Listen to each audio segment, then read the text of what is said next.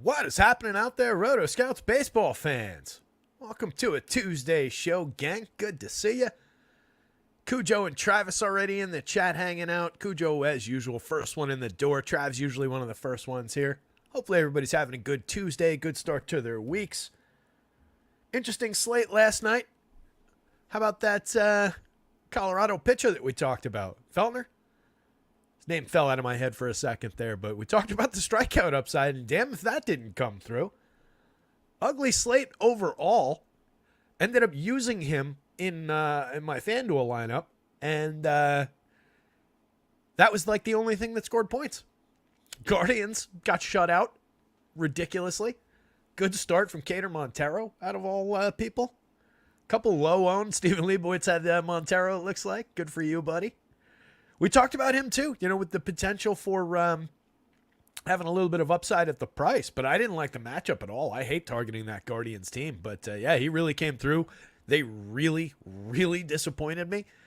And then just, mediocre. I had a few points in from, I think, some of the Twins that were in my lineup as the other team, but it was a beautiful fit. It was one of those stacks that just like, you start clicking it, you're like, there's no way. There's no way. Oh my God, I can get to that combo? Spent all the money like exactly and had just the best hitters from the Guardians and the Twins. Best like, in the list of who I wanted.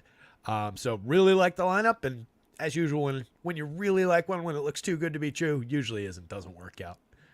Fanatic, it is too hot in Pennsylvania. It's also very hot in New Jersey, hiding inside in the air-conditioned splendor today, as usual. Poor Joker's got a little issue going on, though, when it gets... confirmation? Oh, all right. When it gets really hot, he's a herding dog. A lot of different herding dogs. He's a mutt, but he's a herding dog, and just a bunch of them all mashed together. So he's this big hairy dog with a lot of long hair on him. And when it gets really hot, if I don't get him groomed in time, dogs don't sweat, right? They pant, but they don't sweat. And then the moisture on the builds up underneath his hair on his skin, and it just kind of like creates this layer where he's not sweating to get it off. And it just gets trapped under that hair, and it creates a little skin itchiness, and then he goes at himself. So he's got like this big hot spot on the side. He just like licks at it and digs down to like skin level. So the poor guy's struggling a little bit this week, but that's what the heat does to us here. In fact, he's shaking the entire table by scratching underneath it right now, as if on cue. Hey, buddy, you go lie down or just scratch somewhere else? Yeah, thanks. Why don't you not scratch? And there he goes off into the other room. He thinks as long as I can't see him or if he's in the other room, he can do whatever he wants. Steven said too much info on Joker. I was starting out talking about how hot it was, but that's what immediately leaped to mind. That's the most uncomfortable and annoying thing going on in our lives right now. Anyway, interesting slate to talk about. We can pivot from Joker and his skin rash to talking about baseball if you guys want, I guess. I thought we were friends. I thought we were here just sharing. I could come to the table with whatever I wanted to talk about, but I guess that's not how Steven sees it. That's fine. A lot of people jump down to Abbott, says Greg Biancone. Yeah, I didn't really consider Abbott all that much. I mean, it is we all scratch in solidarity.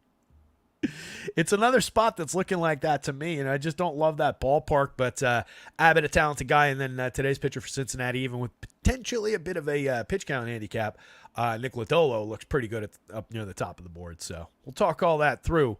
But starting with that game up top, the Rockies at the Reds again, 8.5 run total there. Rocks just at a 3.75 today, about a quarter run or a little bit more than a quarter run lower than they were yesterday. 4.85 implied total on the Cincinnati side. They're looking pretty decent as an option.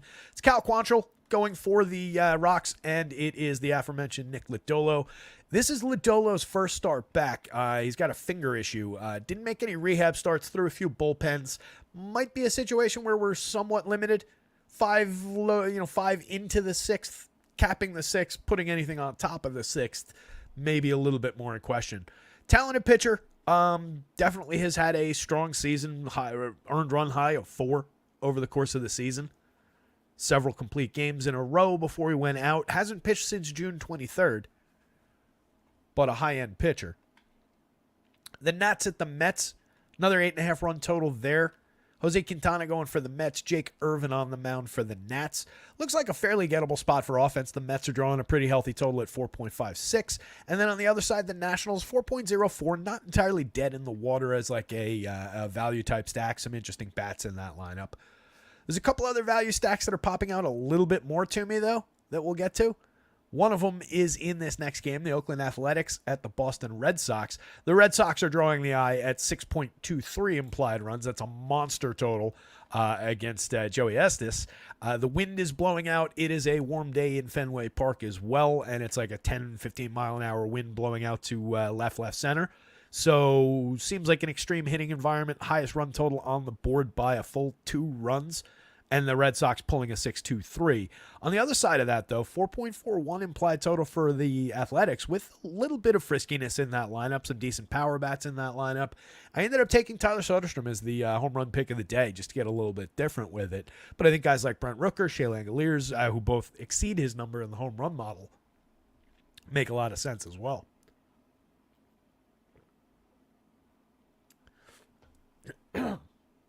Excuse me. So I think the A's may be a little bit of a value on the board, and we do see a lot of times people tend to go toward just the obvious favorite in these big run total games, and they kind of ignore what the big run total in the hitting environment does for the team on the other side. That said, it is Brian Bayo going for the Sox. On the right day, Bayo can sap power. He is a pretty low average launch angle pitcher, so we do have to deal with that a little bit. But when he makes mistakes, they can travel, and he tends to make them in bunches. He had a 3 home run game against the Cardinals earlier this season, a couple 2 home run games in here. So he's gettable. It's not an ideal matchup, but we're dealing with a team that's just a value angle into the slate anyway. The Pirates at the Brewers. We've got a opener-follower situation going for the Pirates. It's Josh Fleming opening. I expect he's going to get an inning or 2, probably 2. And then it's Quentin Priester is the expected bulk reliever. I don't really see much upside for either one of those guys. The Brewers are drawing a pretty healthy total against. They're one of the more highly ranked stacks of the day. 4.85 implied total from Milwaukee. And then Colin Ray's on the mound from Milwaukee. He's a pitcher that you guys, I think, by now know that I do like to target for some power upside, and the Pirates are drawing power at least through the top 3. And there's a couple of interesting frisky bats down lineup that could have a decent day against. But Ray also is capable of snapping off some pretty good starts. He's got a little bit of strikeout stuff. He's got the potential, so it's a bit of a both sides where I do think the Pirates could get frisky as a low-cost, low-owned angle against Colin Ray, but I think probably more often than not, Vegas has this correct, where a couple of runs on the board but doesn't really get damaged, and maybe that just adds up to a solo home run or a 2-run home run or something that is kind of accounted for there. Do they blow him up? That's where the game comes in. That's why they play the games. Miami at Houston. Houston, major favorites, biggest favorite on the board, drawing a 4.94 implied total on their side. They're looking pretty good. They're facing Trevor Rogers, and then on the other side, it's Ronel Blanco going for the Astros. He's got the Marlins clipped all the way down to a 3.17. He's very expensive.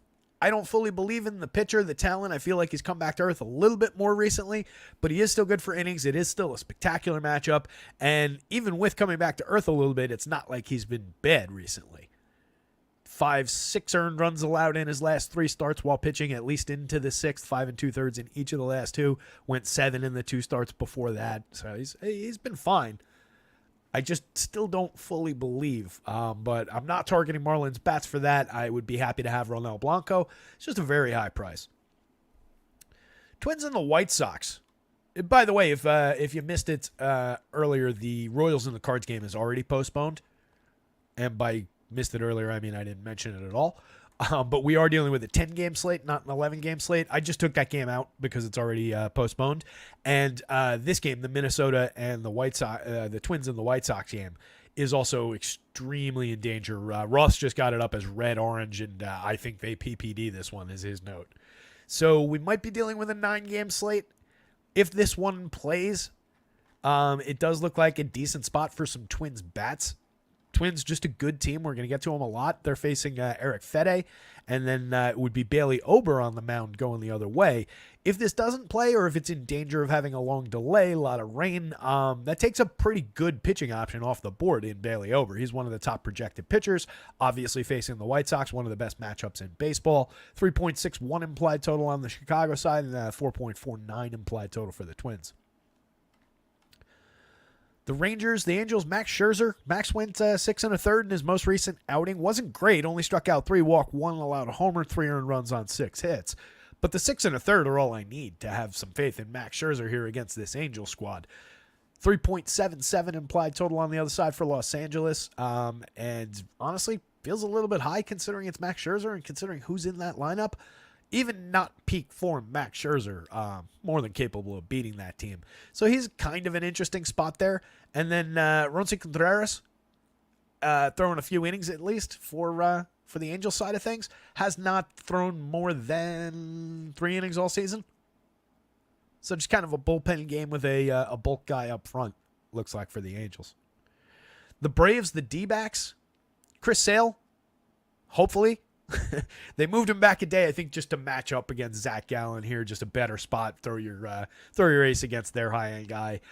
So I guess it makes sense, but it was a little bit frustrating to lose him from that abysmal slate yesterday.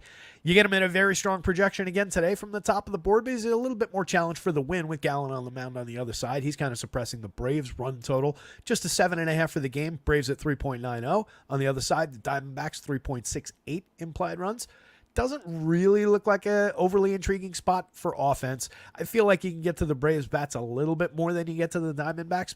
Gallen's a little bit more gettable, but he's good and certainly good enough.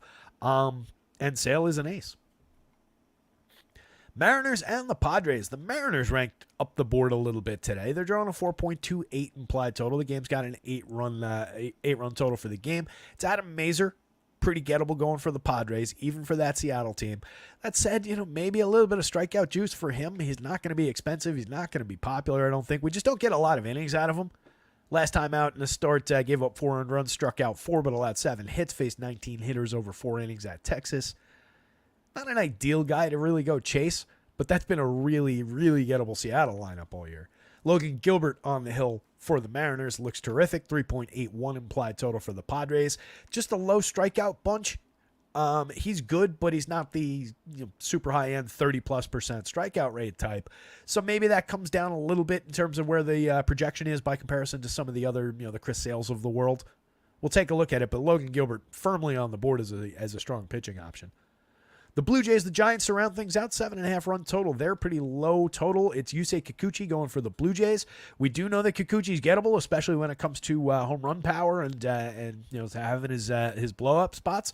We also know that he can be really good sometimes, and he's got very good strikeout stuff in a lot of ways. Up against a pretty gettable Giants lineup there. They are slight favorites because they've got Blake Snell on the hill. Another challenging spot for just what the innings look like. Snell hasn't finished the 5th inning all season. He also made 3 starts, signed late in spring, came out on April 8th, made 3 starts, got hurt, came back, made 3 starts, got hurt, and now he's back again. So he got up to, the high 60s, I believe, in his most recent rehab start. Pitched fairly deep into the game, and he was blazing through the game against the minor league team that he faced. But the pitch count, I don't think we're going much above 75, 80. And it's a low strikeout opponent on the other side. He projects out. There's nothing I could do to completely suppress his projection without just artificially saying give him 3 innings. Or just take away something that the Blue Jays are that would be unfair to them to take away. So it's just a tricky spot there. I think he could succeed. Right, we're talking about him right here. It's what I like is that it's not expensive to find out. So even if he's just another guy at those prices, I do think for that money, he's probably one of the higher ceiling plays out of that range. I certainly like him better than Fede against the Twins if that one plays. I like him better than Brian Bayo against the Athletics for a higher price. I certainly like him better than Jose Quintana against the Nats, Adam Mazer, Rodney Contreras. So he could, in some ways, represent a realistic cut line for this board. I certainly like him better than Jake Irvin against the Mets. There's a lot of downside. I almost said certainly for like the fifth time in 5 sentences. There is downside there. There is definitely a potential limitation to 4 and change or 5 innings and probably not much beyond. But on talent, he could give you, more than this in a median without any kind of bonuses. And if he gets through 5, maybe you get the win bonus on top. But he can get you to 30 just on strikeout stuff, even against the low strikeout Blue Jays squad.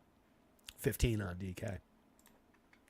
So I think he's interesting and realistic from the middle of the board, but he's also very, very easy to just dance around and not commit anything to, given the question marks about how much he's going to pitch. Chris Sale, top of the board. Makes a ton of sense. Stephen Leibowitz saying some weather concerns in Cincy. Yeah, let me do the full weather rundown real quick because there are a bunch of things on this board. Let's see. That one not on the slate.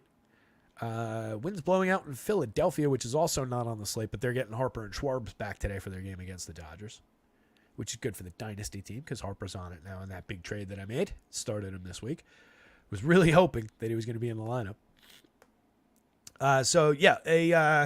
There is a bit of rain in the area in Boston. Could cause some delays, it seems like, but it's more just the winds are blowing out. It's warm. It's one of those stormy, warm summer nights, and it looks like a good case for hitting. You might get dinged a little bit with rain, but we really don't love either pitcher in that one anyway. If we're going to a pitcher, it's Bayo from the middle of the board, and he looks fine, but I don't think he's a priority. So I'm not that worried about the rain in Boston. Since he does look worse, and if you think about, the other Midwestern games are already, trending toward being postponed. Since he, just reading it right from Roth's most recent update, he had it as orange-yellow, tight window, dry-ish stretch of weather, with an emphasis on the ish, from 7 to 10 p.m. He's saying that could change. Also means that there is rain through that window. Any delay, if they have to delay and not play between 7 and 10, it sounds like they're completely screwed. So, yeah, a little bit of worries there. And Washington and the Mets, looks like the wind is also blowing out there 10 to 15 miles an hour out to left field in Queens. Nice sunny day right now. Like I said, it is very warm. He's got it as green, just saying maybe there's looks like just a little summer shower blowing through. And that is your weather report. Come back after the break for Sports with Larry. What is this? Bear with me. Yeah, okay. So, Sale at the top of the board. Logan Gilbert, again, just a very, very talented pitcher. He is going up against a Padres team that is relatively low strikeout, but they're certainly gettable for a pitcher that talented. 10-2 on the FanDuel slate, 9-7 on DraftKings. Discounted from Sale on both of them, but you can see there is a projection gap there, and I think there's also a ceiling gap there. Sale, more upside, more ceiling for the money against the Diamondbacks, I think, overall. But either one, pretty tremendous option there. It seems like we're pretty likely to lose Bailey Ober, which sucks more on DraftKings because you had him at 8,700. FanDuel is just another option. It's a spectacular matchup, and he's been pitching pretty well by and large this season. But you can forgo him at 10-4, especially with a bunch of other guys in similar spots or for similar price tags or decent pitchers in a mix of spots for cheaper. So I think it's more tragic if we lose that game for DraftKings because you had him to pair with some expensive guys, or you could use him as a cheap SP1, pair him with like Kikuchi would have been a good combo or would be a good combo if that game plays. So definitely keep an eye on that, but I do like him if that game plays. Ronald Blanco, again, not really a big believer, but on matchup, on ballpark, there's a lot of good reasons to think that Ronald Blanco could succeed yet again here. 10-3, 10,000, not ideal for a pitcher I don't fully believe in, but he's been getting it done at those prices, and the matchup alone could pay that price. So definitely deservingly fourth on the board. Lodolo, as mentioned, very strong option, 10-5 on FanDuel. Feels a little bit pricey just because I don't know what the depth is going to look like. 88 on DraftKings. I think it's a little bit more comfy to try and find out at that price than it is at 10-5. Make him the second most expensive FanDuel pitcher. It's a little bit bumpy, but it is a terrific matchup against Colorado most nights. I'm going to continue to talk through the season about how that Rockies lineup does have some interesting bats in it, but more often than not, they're going to be targetable, especially on the road. Scherzer against the Angels, again, 9,300. I think it's a pretty fair price considering he went 6 1/3 in the last game. Depth is there. Max Scherzer facing that Angels team. I don't really know what's not to like about that spot. Seems pretty gettable to me. Kikuchi, with all his flaws, it's just kind of priced in. 8,200 on either site. There's nothing wrong with that. He's got more than enough strikeout potential. Ballpark on his side out in San Francisco. Pretty weak San Francisco lineup overall. Plenty of strikeouts in that lineup to complement his strikeout stuff. He's just got to avoid the meltdowns. We've seen him do it before. We've seen him melt down before. He's not the top of the board, but he's very fairly priced for that spot. It's going to be tough to not go in that direction, honestly. That might be, just putting a placeholder in, that might be a compelling option on FanDuel especially. 8,200 on DraftKings. I think he plays very, very well as like a high-end SP2. But it also does kind of just fall into the mix with guys a little bit below him like Blake Snell, like Brian Bayo. 82 on FanDuel stands out a little bit, especially if you're fading the Snell shares on FanDuel for lack of a potential quality start. Zach Gallen against the Braves, more than enough upside for him. Plenty of strikeouts in that Braves lineup for him to go find. 9,700, 8,900. Not priced like a lot of the other options. You cannot convince me that Ronel Blanco is a better pitcher than Zach Gallen. He's got a better matchup, but the Braves haven't been all that great this year. So Gallen may be a little bit of sneaky upside from where he is. Definitely a ceiling on those median projections for your money. Jake Irvin, just a little bit of an awkward price fit, 96, 91. We'll take a look at him against the Mets, but it's not a spot I love, especially with the wind blowing out, supporting the idea of a little bit of offense, and those Mets, just some really, really interesting bats in that lineup. Snell, I talked about it at the beginning of this rundown, but again, just very effectively priced. Any concerns about the innings are kind of taken care of. Has more than enough to find some strikeouts against that Toronto team. Just needs to actually show up to the ballpark with his stuff. Brian Bayo, no reason to think, as much as I do think that the A's are kind of an appealing lower owned value stack and supported by, the hitting environment tonight, Bayo, again, does keep the ball down fairly effectively outside of a few mistakes, a few blips. So I do think he's playable against the highly gettable A's lineup, 8,300, 8,000. It's a firm both sides situation there. Fede for 92.85 against a pretty good Twins team in a game that's unlikely to play and certainly could damage pitching. Feels a little bit weak, a little bit high priced. Colin Ray, as I said, drawing a little bit of power against for Pittsburgh, but he's got enough stuff to beat that Pirates team. They're gettable enough for him. 8,000, 7,400. I think he's very appropriately priced to just take some shots with. If you're building 150 lineups, you probably should have a few Pittsburgh stacks against, and you should probably have a few Colin Ray shares going that way. Either site, too, honestly. 8,000, he could get you the quality start there, find a few strikeouts for your money. It's just, you do have some very comparable higher-end pitchers available to do that with. Yes, Kikuchi is higher-end than Colin Ray. Jose Quintana, I don't love the pitcher. 7,900, 6,900. There's a price projection gap of 3 points between him and Colin Ray in the spot above. So there's a pretty clearly defined cut line there. Where, like, Quintana down, I really don't want any of these guys. Could he have an okay day against the Nats, get through 6 clean innings and strike out 2 or 3 hitters? Sure. Give you a few points for your 6,900? Sure. He's more of a play here as just a cheap SP2 dart throw. I don't love the upside, and if I'm doing that, I'd probably honestly drop down to Mazer and just take my shot against Seattle for 6,000, save another 900. Not doing that with Ronzi. Not really considering that with Trevor Rogers for $5,000 against Houston. We'll look at it, but it feels a little bit light, and that Houston team is very, very talented and a low strikeout. Joey Estes against Boston, really not liking that with the 6+ run total in Fenway for the home team. Cal Quantrill against the Reds in that game that we talked about, might get some rain in that one. Going up against a good enough Reds lineup, there are a ton of strikeouts. We did just see what's-his-face succeed against them last night, Ryan Feltner. So I don't think we have necessarily that same strikeout stuff with Quantrill. We'll give him a decent look. We might stumble across something like we did yesterday. Maybe it works out. But not the most reliable pitcher in the world. A pretty low-end strikeout pitcher most nights. And then the last game up is Josh Fleming opening for like 2 innings, followed by Quentin Priester. Given that neither of the guys is at 4,000 on DraftKings, I just don't think they're on the board. Same thing on FanDuel. They're just not on the board. Glaber back for the Yankees. Huzzah. Let me see a couple of things here real quick. Grab a tissue. So, still no Reds lineup, looks like.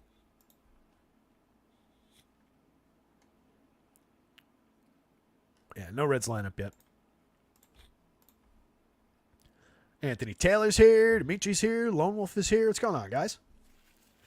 Good to see you. Good to see everybody. Hit that like button. Hit the subscribe as we get started here. If you've not already subscribed to the channel, that is how you know when we go live. And before you know it, you're going to have to be paying attention. Like, oh, shit, Terry threw a football show up when I wasn't expecting it. And he's just going to be talking for 8 hours today.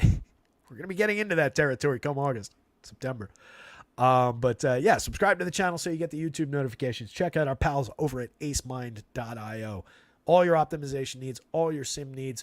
We use it more, on screen and everything for when we were doing basketball and certainly for football. But they've got a killer baseball product up for sims, for optimization.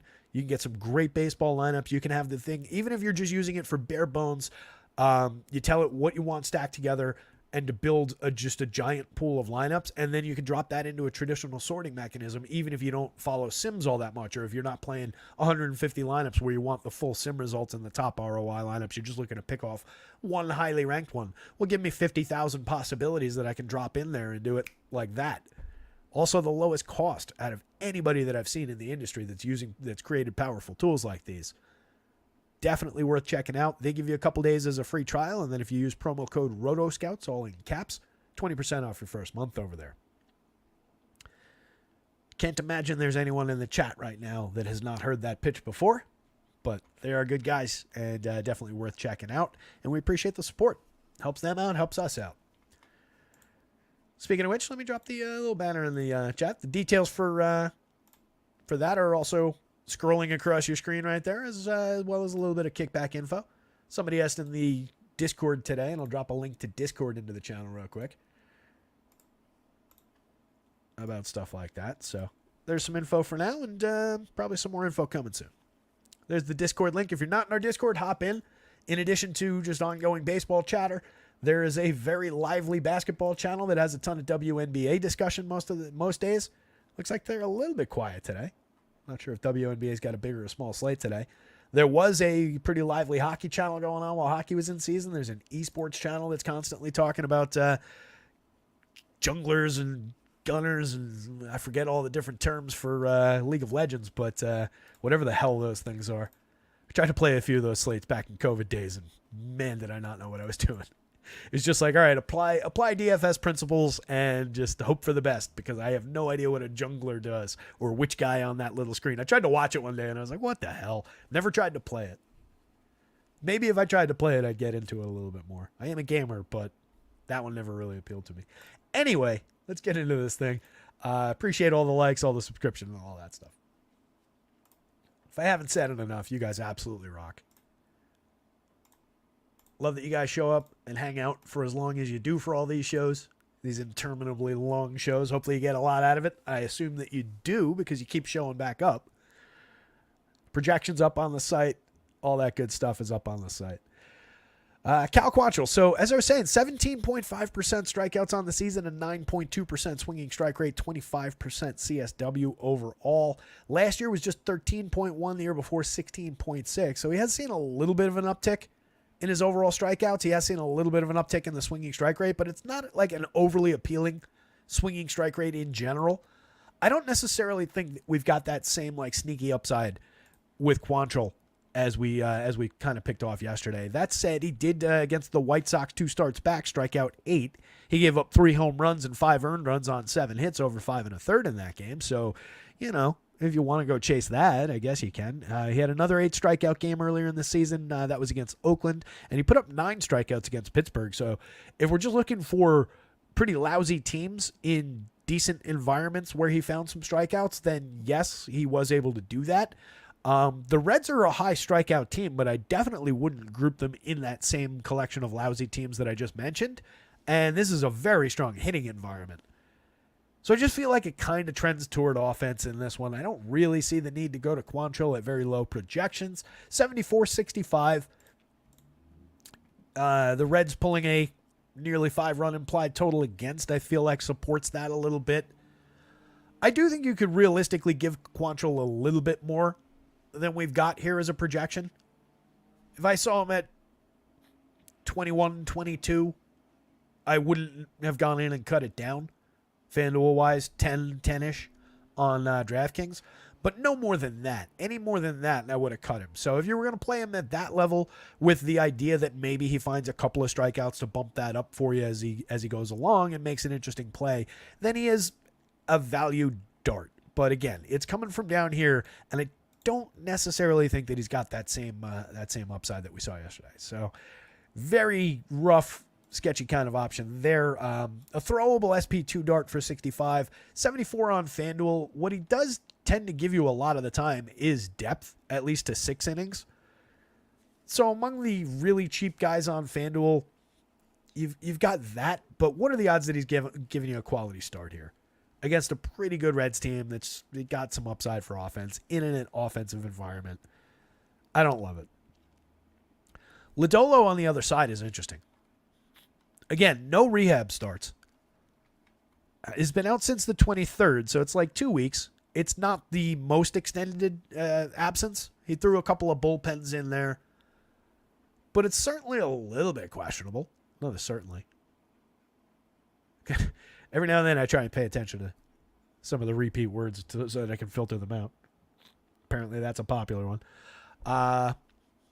That last start was against Boston. He went 4 2/3, gave up 3 earned, 4 runs on 5 hits, struck out 3, walked 4. For the season, he's sitting 25.1% strikeouts, 6.5% walks, which is pretty good. 2.96 ERA against a 3.74 xFIP. This is probably the more realistic number, maybe a little bit more in between, like a 3.50 somewhere around there, but it's closer to the xFIP. 12.7% swinging is good. 30% CSW is very good. Has been good at limiting premium contact and home run upside so far this season. That was problematic in a small sample, 34 1/3, 7 starts last year. Gave up a bunch of premium contact, bunch of home runs. Had a 6.29 ERA, but a 3.79 xFIP. 28.3% strikeouts. The strikeout stuff was actually a little bit higher end. Year before, kind of split the difference. Bunch of barrels, some hard hits and exit velo, medium as far as the home runs, but had a good ERA and tied into the xFIP that matches these 2 years and was very good. Similar swinging strike and CSW numbers, similar strikeout rate, but a little bit higher than each of these 2 years. There's definitely upside for Nick Lodolo, even if he gives you just 5. If you get anything beyond that, then obviously sky's the limit. He was on a stretch of before that 4 2/3 in his last start. The rest of his June, he had gone at least 6 in every start in June. Put up a quality start in every start in June. That's 4 other starts. 8 strikeout game against the Pirates at Pittsburgh. A 6 strikeout game against the Guardians. 7 against the Cubs at home. And then only 3 against the Cubs on the road. But went 6, gave up just 2 earned. Didn't give up more than 2 earned runs in any of those starts. Earned run high for the season is just 4. He gave that up in back-to-back starts back in early mid-May against the Orioles and the Giants. Struck out 6 in both of those games. Okay enough starts, but obviously didn't get you the quality start. Gave up 4 runs in each. Strikeout high of 11. He's got an 11 strikeout game against the Padres of all teams. And then 10 strikeout game against the low-end White Sox. I think he's easily playable. A little bit of a tax for sure on the FanDuel slate, especially if you're limiting the upside to the quality start. I think he could give you 6. If he blazes through this team, chalks up a handful of strikeouts early, and is keeping guys off the bases, he could get to the 6th, or through the 6th. It's a little bit thinner, though, on FanDuel, given the asking price. 88 on DraftKings, I feel like is pretty easy to play as a high-end SP2. Or low-cost SP1, or very high-end SP2, obviously. That's a meaty SP2 price.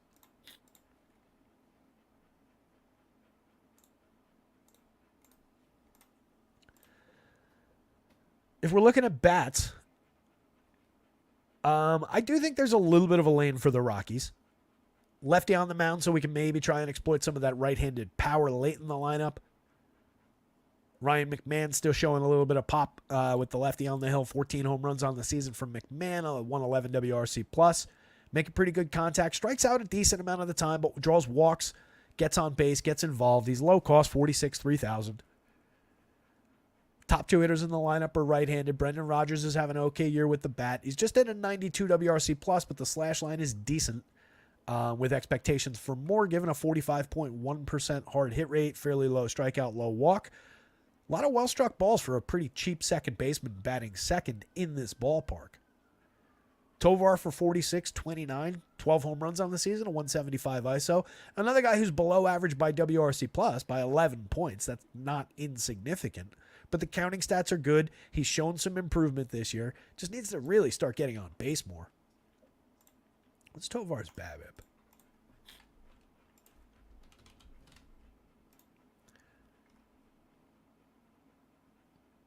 Ooh, it's high.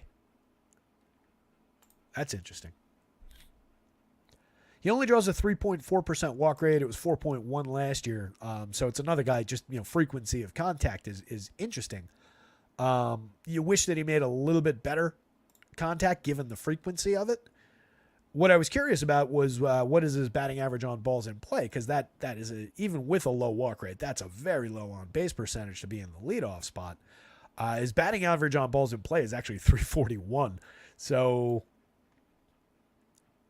maybe a little bit of fugaziness in that batting average number, actually. Either way, balls in play are what it's all about, and obviously that's working out for him. Kind of a Jeff McNeil type, but getting the actual benefit of the luck rather than Jeff McNeil, who, as I tweeted out before, Mike Francesa on public radio, actually out loud, called for the Yankees to trade for Jeff McNeil. Signs of cognitive decline for the good of sports radio. I call upon Mike Francesa to just drop out. Just call it a day. Retire. If you're calling for Jeff McNeil to be traded for the Yankees as if that's going to solve the Yankees' problems, you have lost it. Not that you ever really had all that much. You're just a talking head. But, my God, what a bad call. Anyway. Looking down the Rockies lineup, Elias Diaz for 4,000, 2,600. Just going to keep talking about it because he hits cleanup basically every day. He's super cheap where you have to play catchers. It's more interesting when this team is at home, obviously, with the benefit of Coors Field. But dude slashing 304, 350, 432, a 105 WRC plus. He's more than capable of giving you a decent day, few hits. He's not the biggest power threat in the world, but he's low strikeout, low walk, few hits on the board, hitting cleanup. If those guys ahead of him get on base, he could drive up some runs. Never going to be all that popular. For the money, he is definitely in play as a somewhat interesting catcher. More so if you're stacking Rockies, obviously, but if you're looking for a one-off, it's reasonable. Brenton Doyle, 45-31. Yes, please. 11 home runs, 20 stolen bases. A 168 ISO is not great, but one of their better bats. And great for counting stats. 4,500 on DraftKings. Very good premium contact. 3,100 on FanDuel. Absolutely interesting player in this lineup. Jacob Stallings, a second catcher here. 3,600. Bit of a discount from Diaz 2 spots later. He's got 4 home runs. He's got some pretty good premium contact numbers over the last 2 seasons. 40+% hard hits. This year pulling 9% barrels in his 155 plate appearances. Not a terrible option if you're clicking together a bunch of Rocky stacks. Talia hitting from the right side of the plate, 4,000, 2,700. He's got 10 home runs and 165 with a 236 ISO. 2 spots later, Hunter Goodman, 3,800, 2,500. 7 home runs and 119 plate appearances with a 234 ISO. Both of those guys can mash from the right side. They're wildly inconsistent. They're both below the Mendoza line. So is Nolan Jones over his 180 plate appearances. The lefties at 187, 291, 303, 3 home runs, 3 steals in a really disappointing season so far. But you've got solid stretch between the barrels and the hard hits. That is a solid group of power bats down late in the lineup. I definitely think you can mix and match your way through those guys, and at least one of them should be prioritized in most Rocky stacks, I think. It's not ideal to go down lineup, but if this team's going to succeed, these guys are going to be contributing more often than not. On the Reds side, definitely the better spot to stack. Definitely the better of these 2 squads in the better matchup against when it comes to the pitcher. And still no lineup. It's presumably something along these lines. Jonathan India an interesting option from the leadoff spot. 19% strikeouts and draws walks, so throwing him up against a fairly low strikeout, high walk pitcher makes a lot of sense. 375 on base out of India. I think he's honestly a little bit more intriguing against a pitcher like this than he is against a just high-end flamethrower type pitcher, which can be said about a lot of players, of course. But with his ability to put bat on ball and draw walks, he's just an interesting leadoff bat now, and he's cheap at second base. Put him in ahead of Ellie, and it helps average down the cost of Ellie. 64-42 across sites, 15 home runs and 43 stolen bases from Ellie. Did I update that? I don't think I updated the stats today. Apologies, guys. This doesn't affect projections. This is just on the... let me grab them real quick. Pitchers are updated because I updated that yesterday. But I forgot to do the daily hitter update for the 2 stats boards.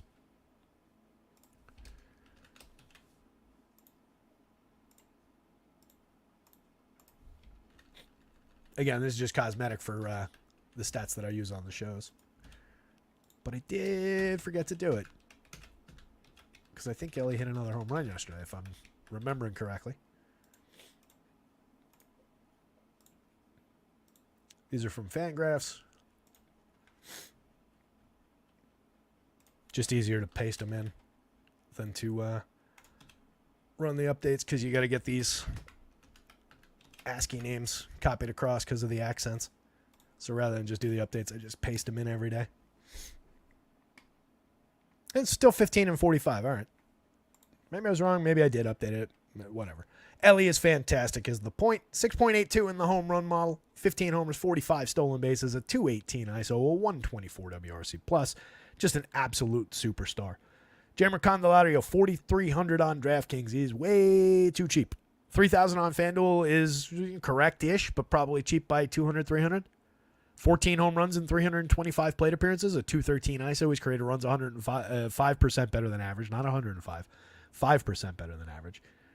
That's a spectacular option for the money. That is very, very cheap on DraftKings and cheap enough on FanDuel. 5,000 for Spencer Steer kind of goes back the other way. That's a little bit on the pricier side. 3,500 on FanDuel, also a little bit pricey. At least on FanDuel, you get 3 positions. You get 2 on DraftKings, but they're not totally ideal, first base and outfield. That's it. He's good with counting stats. 13 home runs, 13 steals, a 192 ISO, 114 WRC+. It's not that I think he's a bad player. I think he's a very good option. I just like it a little bit better when he's a couple hundred cheaper and we're getting a bit of a discount on him. This feels like the upper end of where he should be priced. Especially on FanDuel at 35. You could go to like 52 and not be wildly wrong on DraftKings, but he's priced like Spencer Steer right now. Tyler Stevenson, though, is very, very cheap. 3,500 where you have to play catchers, 2,600 where you don't. He's got 6 home runs and 252 opportunities, a 147 ISO, just a 90 WRC+, but he is fairly low strikeout against a low strikeout contact-oriented pitcher, and he makes very good contact. 8.8% barrels, 44.5% hard hits this year, 7.6 and 43.2 the year before. Definitely an interesting enough catcher play in this ballpark with the upside and the support of a pretty decent run total. If you're stacking up a bunch of Reds in a bunch of lineups, Tyler Stevenson should be involved. Edwin Rios cost the dead min on DraftKings at first base. That's kind of interesting. He's the dead min on FanDuel at first base as well. He's 0 for 4 so far this season, but he's pulling a 6.48 in the home run model. Last year, he hit 1 home run in 34 plate appearances while going 071, 235, 214 with a 33 WRC+. Year before, 7 home runs in 92 plate appearances, had a 256 ISO that season. That was kind of interesting. It's just a cheap lefty bat with a little bit of power upside in this ballpark.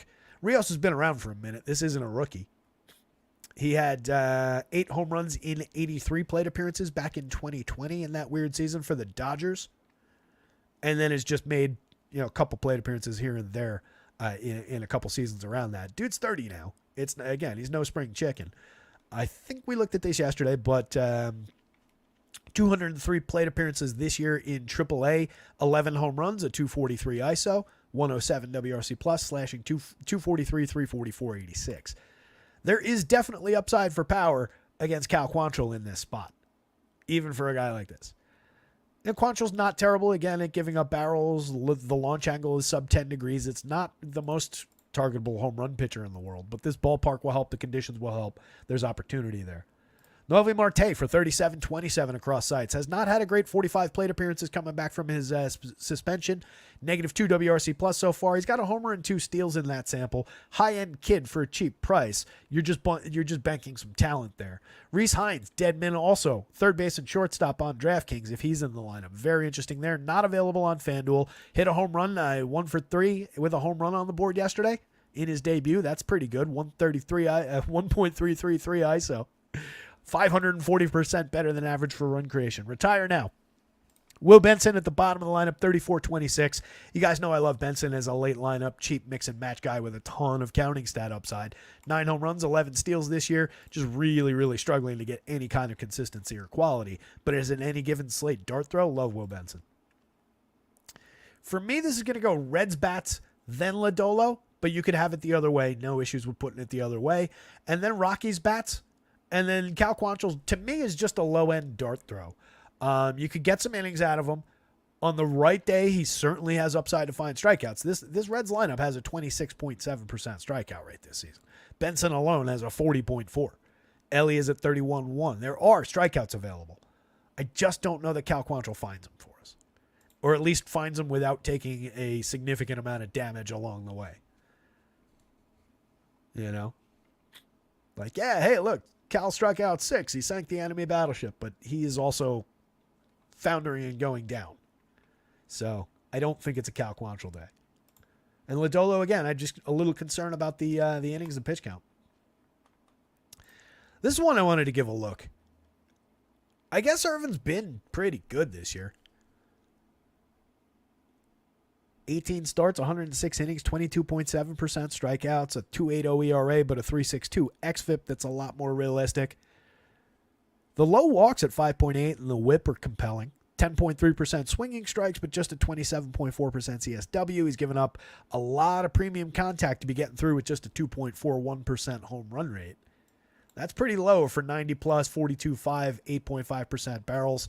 It's not the highest average launch angle, but 10 plus degrees is enough. I feel like he's pricey. I really do. The Mets are not incredibly low strikeout, but nobody's egregiously high either, really. JD Martinez at 26.6, but Martinez has all the power in the world.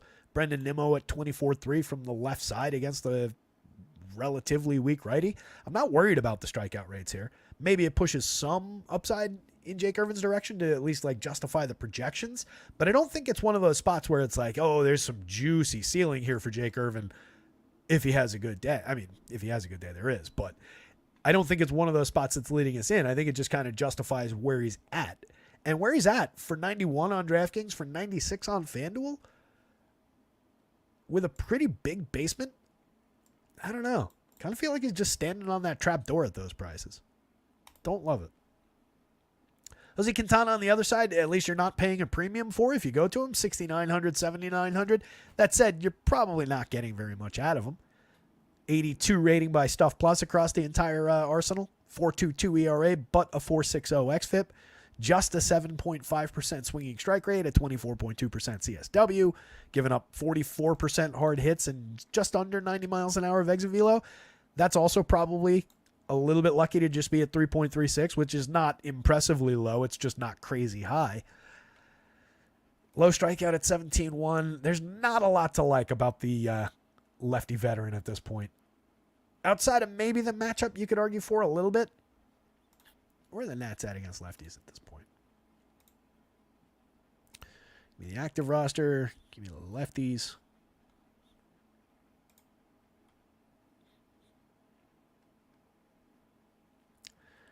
Yeah, they've not been as good against left-handed pitching this year. 96 collective WRC plus for the active roster. But they're low strikeout, 19% strikeout against a low strikeout pitcher. Last we looked, CJ was having a good year same-handed to start things off. 63. Wow, that's pricey. 38 on FanDuel for CJ is not incorrect. It's expensive, but you could justify it. 63 on DraftKings is pricey. CJ's having a good year. Is he having a...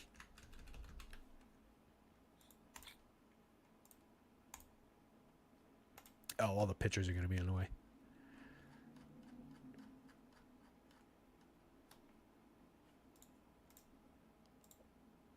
Wait, Rafi Devers is 62. There's CJ at 63. Is he the highest priced position player on DraftKings? No, Ellie's 64. Witt 65. That game's not playing though. So it's Ellie at 64 and then CJ Abrams. There's a bit of a gap there. Ellie's got one more home run, but he's also got what, like 31 more stolen bases. He's got a much higher ISO. That's weird. CJ does things as far as like low strikeout that Ellie doesn't do. They're different players. I don't want to directly compare them too much, other than just saying that CJ is absurdly high priced. Talented guy, 279, 350, 500, really delivering on his upside, on his prospect pedigree, on the promise that came over in that big trade that they made that's really paid off for the Nationals. But yeah, that's a really high price. 221 ISO overall, 14 homers, 14 steals, 137 WRC plus. Against same-handed pitching this year, he's slashing 310, 361, 500 with a 143 WRC plus. 3 of his home runs, 4 of his stolen bases. Striking out 24.1% of the time against same-handed pitching, though. That's significantly higher, 5 points higher of strikeout against lefties. So he's succeeding against lefties, but there are definitely some, he's still more appealing on the other side of splits. So getting him at that price, even against this lefty, a little bit challenging, but he's your top priority bat in that lineup if you're stacking Nats. Lane Thomas is probably number 2, 5,600, 3,400. He's got 8 home runs and 21 steals, a 161 ISO, 99 WRC plus. The counting stats are coming around.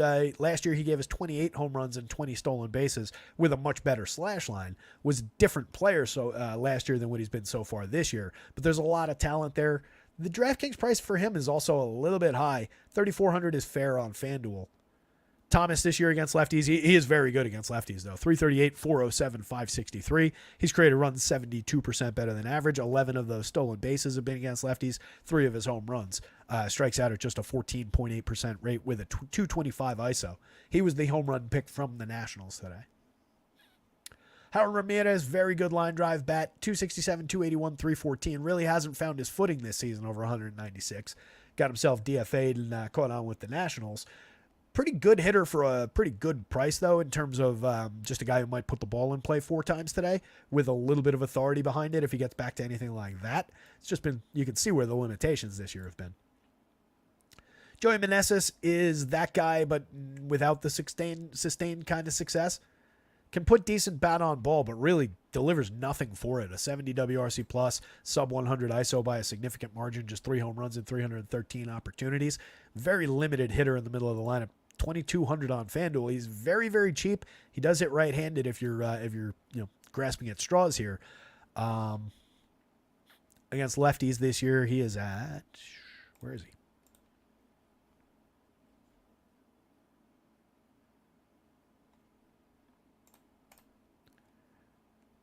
Why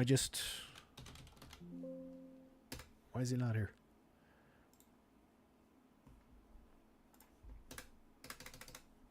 There he is.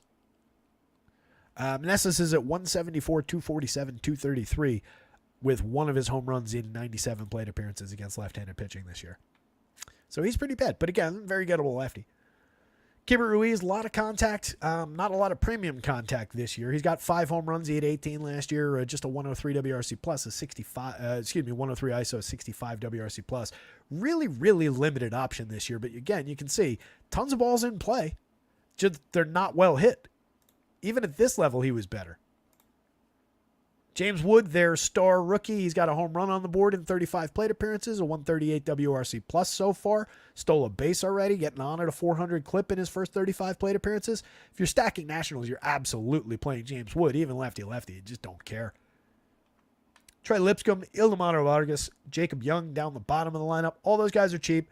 Vargas gives you multi-position eligibility on both sites. 64 WRC plus, 78 WRC plus, 87 WRC plus. Most of what you're getting out of those guys is speed, But nobody really gets on base at all that appealing of a clip. The most appealing guy is probably Jacob Young from the bottom spot, given the 320 on base and the 20 steals. But even he is fairly weak. If you're looking at the Mets, I think they're highly stackable here.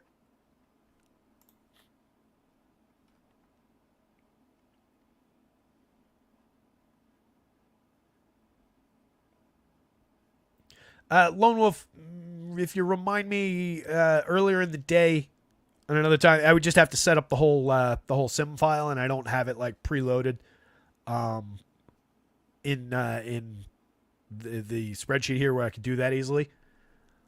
But yes, we could take a look at sims at another point, or maybe like over the All-Star break or something. We'll do like a sim focus show, or just look at the tools or something. Just because we'll have to fill that time somehow. Yeah, Alan, we were on Feltner last night. We talked about him, and we talked about him finding a ton of swinging strikes, particularly against left-handed pitching with that changeup. I don't know that we have the same fallback position with Quantrill. I'll tell you what, I'll pull up the...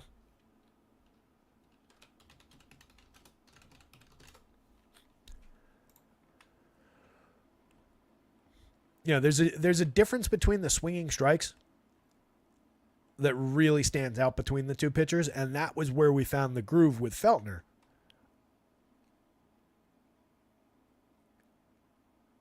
Let's see.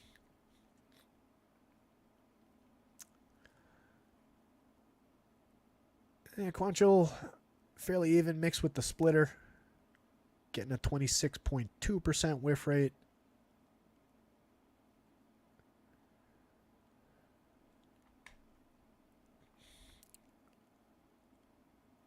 I don't know. I just don't see it the same way.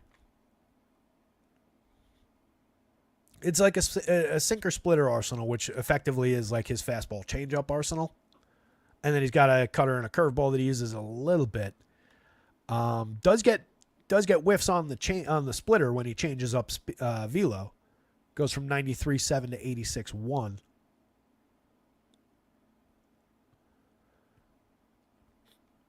It's not impossible that he'll find few strikeouts along the way. He had a few games that we talked about a minute ago where he did pick up some strikeouts, 8, somewhere around there. But overall, fairly low-end strike thrower, fairly low-end strike generator, fairly low-end at finishing hitters off. A lot of support for strikeout upside through this lineup, for sure. But you're dealing with one of the higher run totals on the board, and it's a high danger spot on a day where I don't know that we need it the same way that we needed it yesterday. Continuing on with this game, though, if we're talking about the Mets against Jake Irvin, I think they're definitely appealing, and especially if Irvin gets any kind of popularity, which I can't imagine that he will at those prices. But the more people took shares of Irvin on the other side, I would just be going to the Mets here. Pete Alonso above the magic number at 11.12 in the home run model, hitting cleanup. 18 home runs on the board this year at 219 ISO, 123 WRC+. You can see all the strong run creators in this Mets lineup. Outside of Jeff McNeil, 30 points below average for run creation while slashing 214, 271, 307. But yes, let's trade for him and solve all our problems in the infield. Jackass. Francisco Alvarez, 4,100. Pretty cheap for a catcher, slashing 299, 366, 496 over his first 142 this year with 4 home runs on the board, a 197 ISO, coming off a season in which he hit 25 home runs with a 228 ISO and 423 opportunities at, how old is he, like 20 years old? Super strong rookie season for power upside from the catcher spot. That's all we really care about. I don't really care that he hit for a low average, struck out a lot, and has taken major strides so far this year. Really interested in Frankie Alvarez, where you have to play catchers. And honestly, at 2,800, he fits right in, even if you're going first base util with him and Alonso on the FanDuel slate. Very interesting hitter, hitting 5th for the Mets. 7.34 in the home run model, trailing only Alonso, Francisco Lindor in the leadoff spot at 8.76, and then Mark Vientos at 8.29 a couple spots later, who's also a tremendous option that is still incredibly low priced. We'll talk about him in a second, but he's out. Alvarez also behind JD Martinez slightly. Martinez at 7.55 in the 3 spot. You got tons of barrels, tons of hard hits. The entire top 7 is above 40% hard hits for the Mets. It's a really appealing lineup from 1 through 7. Lindor from the top up to 248, 315, 444. Still, kicking around in terms of the slash line, but 15 home runs, 16 stolen bases, a 196 ISO, a 119 WRC plus, not striking out, not walking quite as much. That's where some of the on base went, and potentially a couple of stolen bases with it, but still mashing the ball when he makes contact. Still a very, very high-end shortstop option. And considering I can get him for 53 as opposed to C.J. Abrams for 1,000 more on the other side, you can go to Francisco Lindor pretty confidently. 3,500 makes a ton of sense. 300 less than C.J. Abrams.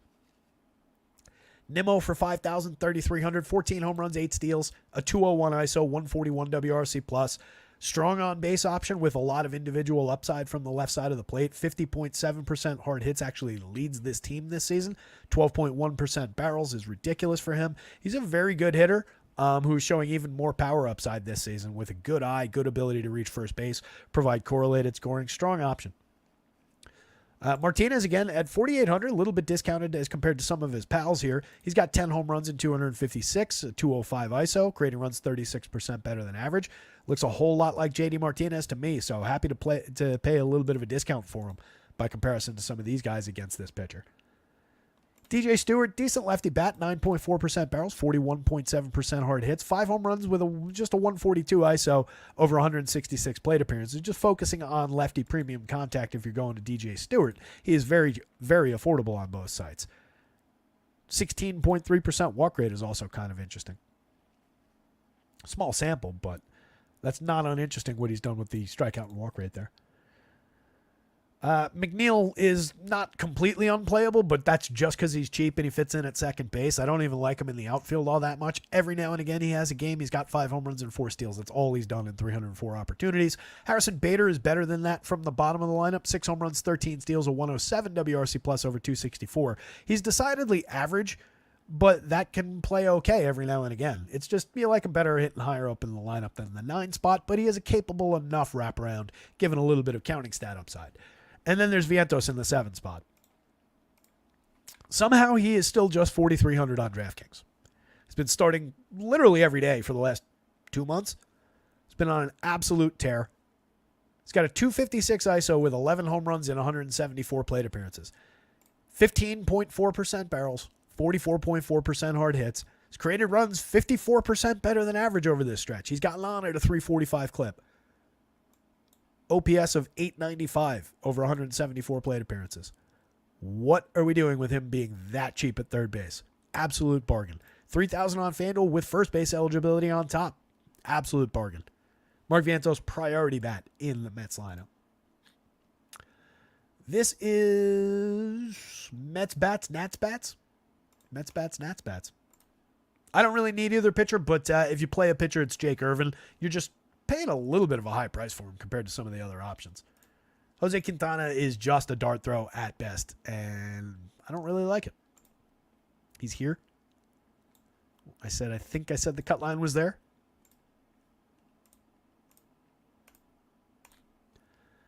Interesting one here. Both lineups in for the A's and the Red Sox. Again, a lot of weather in the area, but seems like it's probably going to play and be all right.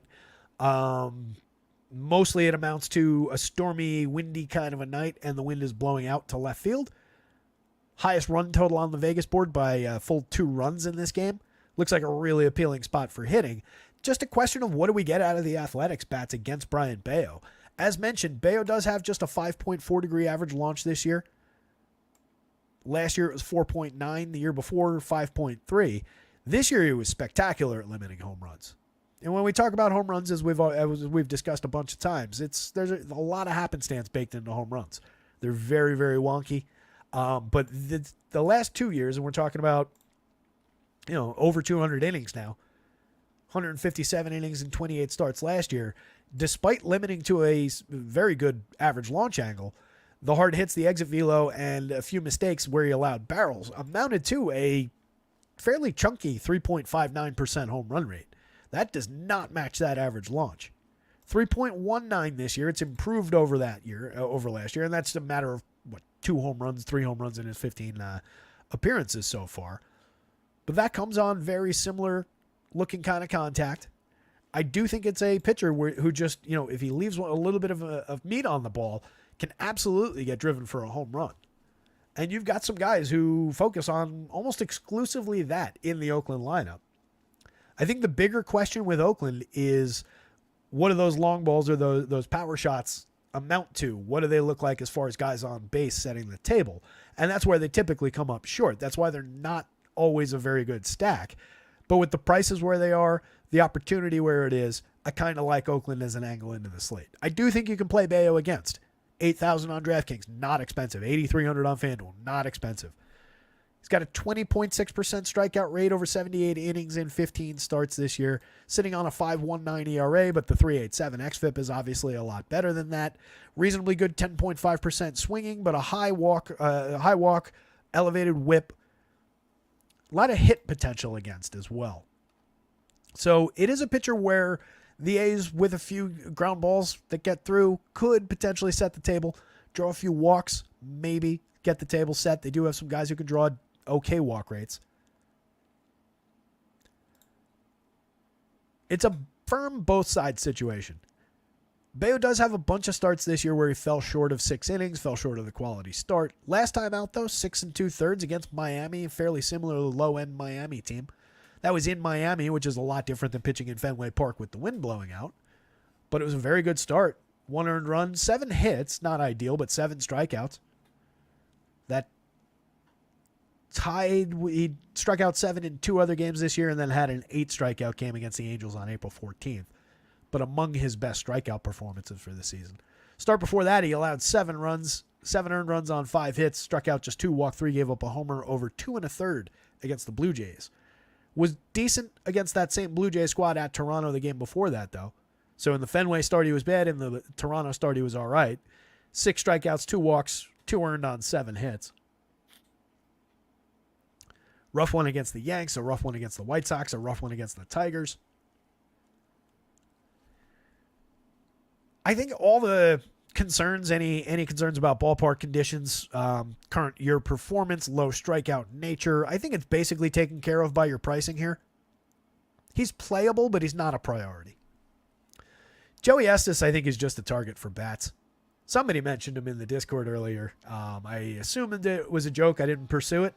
But I do not think that Joey Estes is going to be the key to this slate. 7,000, 7,700. He's cheap, but he's not even the cheapest low-end pitcher on the board. And he's in a spectacularly bad spot. 2 guys above the magic number for home run upside for the Red Sox, but you can see Jarren Duran creeping up in the power model a little bit. Connor Wong at a respectable number. Willie Abreu at a fairly respectable number. Masataka Yoshida, just a ridiculous run of lefties to throw at this fairly weak righty. Estes hasn't really walked anybody. 5.8% walk is pretty good. A 1.12 whip is respectable. 4.39 ERA with a 4.75 xFIP underneath it needs a little bit of work. 25-degree average launch is probably going to play right into the Red Sox power upside. 8.4% barrels, 43.1% hard hits. Remember, the 40 is usually the magic number we're looking for there.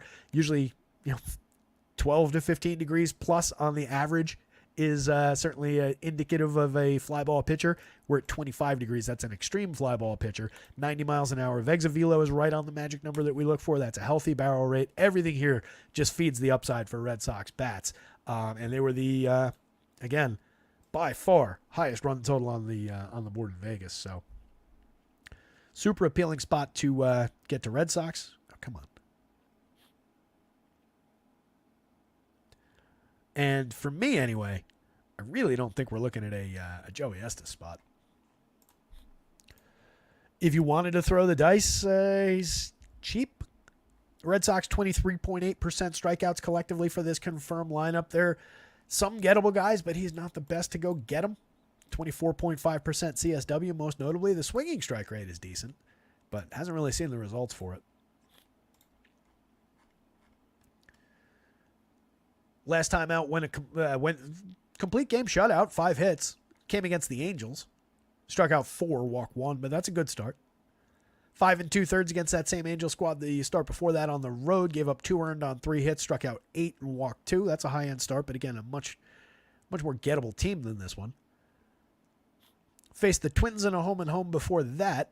Was really bad in Minnesota. Gave up 6 earned runs over 2 2/3 on 8 hits, struck out 2, gave up 2 home runs. More effective in the home start. 6 innings, 2 earned runs, 5 hits. Struck out just 1 and walked 1 and gave up a homer, though. Pretty limited. Seems like a good spot for Red Sox bats. Duran for 59-37 is having a phenomenal season. First player in American League history to have 10 home runs, 10 stolen bases, 10 triples, 10 doubles, etc., before the All-Star break. Just a phenomenal option in the leadoff spot. 337 on base is good and improving. He's stolen 21 bases. He's hit 10 home runs. Very strong slash line, a 198 ISO from the left side, 8.8% barrels and 45.3% hard hits. Low enough strikeout rate at 22.3, draws enough walks at 8%. Very, very good player. David Hamilton, both middle infield spots on both sites, 47 on DraftKings, 29 on FanDuel, pretty cheap. 23 stolen bases in just 192 plate appearances. 5 home runs, just a 151 ISO. Slip below average, 4 points below average for run creation upside. A little bit of high strikeouts, fairly low walk so far this year, but a very, very playable part, especially given who surrounds him in this lineup. And if he happens to get on, swipe you a couple bags for a little bit of counting stat upside, a little bit of bonus scoring, so much the better, but a strong correlated scoring option if nothing else. Tyler O'Neill for 53-34. Let's a little bit discounted. 16 home runs at 255 ISO against a pitcher who does nothing but give up premium contact in this ballpark with the wind blowing out toward left. Seems like a no-brainer home run option. 13.81 on the board. Rafi Devers a 14.82 to outpace him a little bit. 4,000 on FanDuel, 62 on DraftKings. Welcome back to fully correct pricing Rafi Devers. 21 homers, a 299 ISO, a 157 WRC+. Remember when people were like, what's wrong with Rafi Devers? Don't think we have to ask that question anymore. 14.8% barrels, 52.3% hard hits on the season. Connor Wong, still a tremendous slash line. 310, 365, 441, a 124 WRC+, 7 home runs. Not hitting for quite as much power, not as many barrels, but still very cheap for his upside, for his potential, hitting 5th basically every day for this squad. Especially where you have to play catchers. He's probably going to be pretty popular given the run total here, but that's a tremendous option. At 28 on FanDuel, you're definitely not skipping him, especially not for Dom Smith. Just playing like he's a first baseman. Yoshida and Abreu, 2 pretty good lefties for cheap prices. 36.28 for Yoshida is very, very cheap. And then Abreu for 41.28 across sites is also significantly discounted. 10.6% barrels and 45.8% hard hits out of Abreu. 6 home runs, 7 steals, a 188 ISO, a 110 WRC+ from the left side. Again, against a very weak righty giving up this kind of contact. Don't sleep on Willie Abreu just because he's hitting 7th. 6.75 in the home run model today. Yoshida for 36 and 28 again is just super, super cheap on both sides. He's had a mixed results year. He's missed a lot of time. He's only made 170 plate appearances. 252, 318, 348 is not a strong slash line. Last year, over 580 in his first season in the show. He slashed 289, 338, 445. He had a 109 WRC+. He hit 15 homers and stole 8 bases. He's a very good player. He might not be a superstar, but he's a very good, above average outfielder. He is way too cheap. He made excellent contact last year. 3 super interesting bats right there for the Red Sox. These guys are more obvious. These guys are really interesting and way too cheap. All 3 of them. Dom Smith is justifiably cheap because he's just not good. A 110 ISO, an 84 WRC+, 3 home runs and a stolen base. The only thing he's got going for him is he hits from the left side and he's cheap. You can mix and match him into an abundance of Red Sox stacks. In one lineup, he is nowhere near my priority, so cue the Dom Smith grand slam. Cedric Rafaela is actually having a pretty good year. It doesn't really show in the slash line, but the counting stats, 11 home runs, 11 stolen bases. He's driven in 50. He scored 43 runs as a rookie. If you're just picking off numbers like that over 325 plate appearances, he's actually been fairly good. It's just some of the other things we care about, some of the underlying stuff or some of the stuff that would make him better, like getting on base at better than a 272 clip, drawing better than a 3.4% walk rate, striking out a little bit less, hitting for more consistent power or more consistent average, having better than all that would amount to having better than an 84 WRC+. That said, for 3,000 with 4 position eligibility on FanDuel, 4,000, more of just another outfielder, and you don't really want him at shortstop on DK, but he's playable there. With 4 position eligibility on FanDuel, he's very interesting from the bottom of the lineup. An effective wraparound play, if nothing else, to get back to the top of the lineup for a cheap price. It is a super interesting Red Sox team outside of their 8-hitter. So again, cue the Dom Smith home run. I did threaten to talk about the A's, though, in glowing terms, and I think there's a little bit of upside that's probably not getting completely appreciated, given that they are also in this ballpark that's feeding offense tonight. They're at a 4.41 implied total. Neutral park, neutral conditions against Bayo, they would be sub 4, so they're getting a little bit of a bump. JJ Bleday from the top spot, 37.28. I'm not going to say every price and say that they're all cheap. They're all cheap, okay? I'll say the prices maybe, but I won't continue to harp on the fact that they're all cheap because they are. 11 home runs for Bleday on the season, a 316 on base. Could improve a little bit there if he's going to continue leading off, but he's provided a decent amount of power from the left side, a 188 ISO, 112 WRC plus for the season. Miguel Andujar's just been good for them. 38-28 across sites, 3 home runs, a 112 WRC plus. Not hitting for a ton of power, but effective with the bat so far. Been getting on base, low strikeout, low walk, so a lot of balls in play. Rooker for $5,000, 3,500 across sites feels a little bit inexpensive to me in these conditions. Wind blowing out to left and all. 18 home runs, a 260 ISO, a 153 WRC plus. Rooker could absolutely mash in this spot. I told you I made Soderstrom the home run pick of the day just because I felt like it. 3,100, 2,500. I just feel like he's a really effective bat for a cheap price. 15.2% hard hits, barrels and 52% hard hits so far over his 161 plate appearances. He's racked up 7 home runs, a 191 ISO, 108 WRC plus. He's not consistent, just a 223, 11, 411 slash line, but a very high-end player who has the ability to spike a big game. Langoliers gives you that same kind of power upside, same kind of premium contact, but even less consistent. 205, 254, 440. A 235 ISO is super appealing. 17 home runs and 291 opportunities from a catcher is very appealing. Langoliers is part of your plans if you're going to the A's more often than he's not. Zach Geloff for 32, 28, 9 home runs, 11 steals. Counting stats are good. Everything else is bad. Lawrence Butler, 22, 23, Sub Mendoza for Brett Harris, and Max Schumann, probably the most interesting bottom of the lineup hitter here. Dead on league average at 100 WRC plus, 7.8% barrels, 36.2% hard hits, 5 homers and 7 steals and 230. Brett Harris has given you 8.2% barrels, 3 homers and 78 plate appearances, but been pretty bad. And then Butler does make good contact. He just doesn't see a lot of success for it. Just a 118 ISO, 4 homers, 4 steals, and 170 chances, but a 9.9% barrel, 45.5% hard hits when he happens to make contact. You could see a hot streak. You could see a results bump for Butler, just given more opportunities, but it's been pretty bad so far. They primarily play 1 through 6, but the A's are on the board as a cheapo value stack. It probably goes Red Sox bats, Brian Bayo, A's values. Note, Joey Estes, not a part of my plans there. Pirates and the Brew Crew. I did, Trey. I have gotten MLB of the show. My PSN handle is this one. I can't click it. It's the Digital B21. The one that's right above there. That one. If you pop that into your PSN, you can find me. Colin, I'm glad to hear it. I had a feeling you probably were. Colin was the one who dropped into Discord saying Cy Estes. Yep, Greg, absolutely true. And that's where some of those mistakes come from that you see pop up. And, it's funny. You see guys, even guys at like Frommer's level, when he leaves something up a little bit, it gets pounded because they're relying on that dip. So it's definitely Digital B21. Yeah, all one word.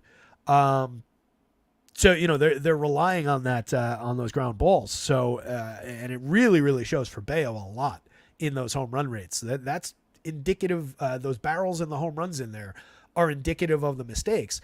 And like we talk about with those low launch angle pitchers all the time is, typically I say it in terms of, is 44% hard hits and 92 miles an hour of exit velo, but it's all on the ground. So I don't care as much. But when you do get a pitcher who's got a little bit more propensity to make those mistakes, leave a few more pitches per game up a little bit, then that level of premium contact gets a little bit more concerning, results in a few more bad luck home runs or mistake home runs. And I think that's what you see with Bayo. I assume we've gotten both of these lineups. We've been talking for a while. Maybe not. Not on labs yet, anyway. Appreciate the likes and the retweets and everything that you guys have. Ooh, Tyler Glass now going to the IL.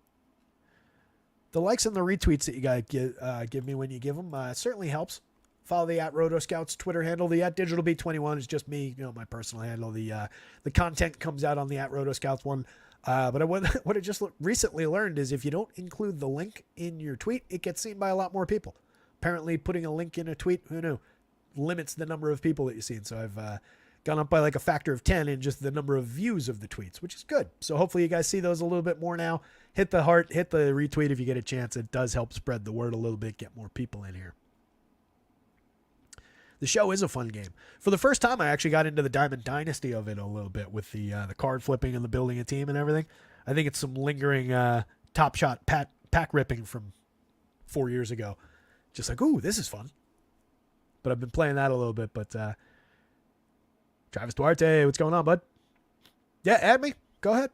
Add me, invite me.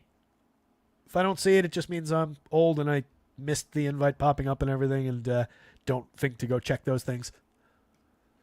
So no lineups here. Josh Fleming is a hard no, probably just going in 2 innings max. I don't think we're getting anything more than that. Don't think he's thrown more than 2 innings. He went 4 in a start against Colorado at Colorado back on June 16th. All right, maybe we're getting 3. I didn't realize he had gone 4. Every other outing, he's gone 3 or less. 3 came back at the the end of March 29th. Every other outing, he was 2 or less. 2 or fewer. That 4 innings against Colorado is a weird little outlier. Either way, I don't think you're going there. He costs $5,700 on DraftKings, $7,300 on FanDuel. He's got a 13.9% strikeout rate against a pretty good Brewer squad. And then he'll be followed by Quentin Priester down here. So take a hard look. Remember where the Brewers are at right now. Look at these numbers, the projections, all of that. Keep that in your minds. And we will do this. Against Quinn Priester, they go up to there. You saw the change happen. So the Brewers show a ton of power upside against Quinn Priester once he gets into the game. It's kind of sneaky, maybe. Certainly not accounted for across even our rankings and projections. Arguably, maybe I should have done it against Quinn Priester, given that bump that they're showing there. Brewers are at a 4.85 implied total, so a lot of health there. It's mostly in the power, where it really spiked. But that obviously feeds some projection upside. It's around a lot of the obvious Brewers bats that you'd be going to anyway. Rhys Hoskins with a very good power mark. The 3 guys through the middle, William Contreras, who was today's Brewers home run pick. Christian Yelich and Willy Adames all look very, very similar. And then you've got a good leadoff hitter in Bryce Turang. So just a lot of negatives working against these Pirates pitchers. Whoops. And if it's Adam Mazur, this happens. Did not mean to do that.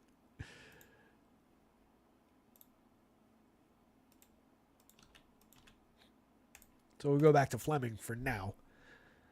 So those numbers do spike. They basically double once Priester gets in there. I don't think you're playing Priester either, by the way. I forgot to actually talk about him. Do this one more time real quick. He's at a 13.8% strikeout rate. So they lose a tenth of a point of strikeout rate. 4.83 ERA with a 4.19 xFIP. You can see ridiculous 52.2% hard hits, 91 miles an hour of exit velo. Good example of when he makes mistakes, they turn into home runs. Super targetable. He was, once upon a time, a fairly highly regarded pitching prospect. He's kind of cooled off. The gleam has come off a little bit as far as being a high-end pitching prospect. And he's just getting mashed. On the other side, Colin Ray, again, I do think has a little bit more juice. But you can see, overall, 94 and a third, 15 starts, 16.8% strikeouts. Are we really chasing that? I know it's the Pirates on the other side.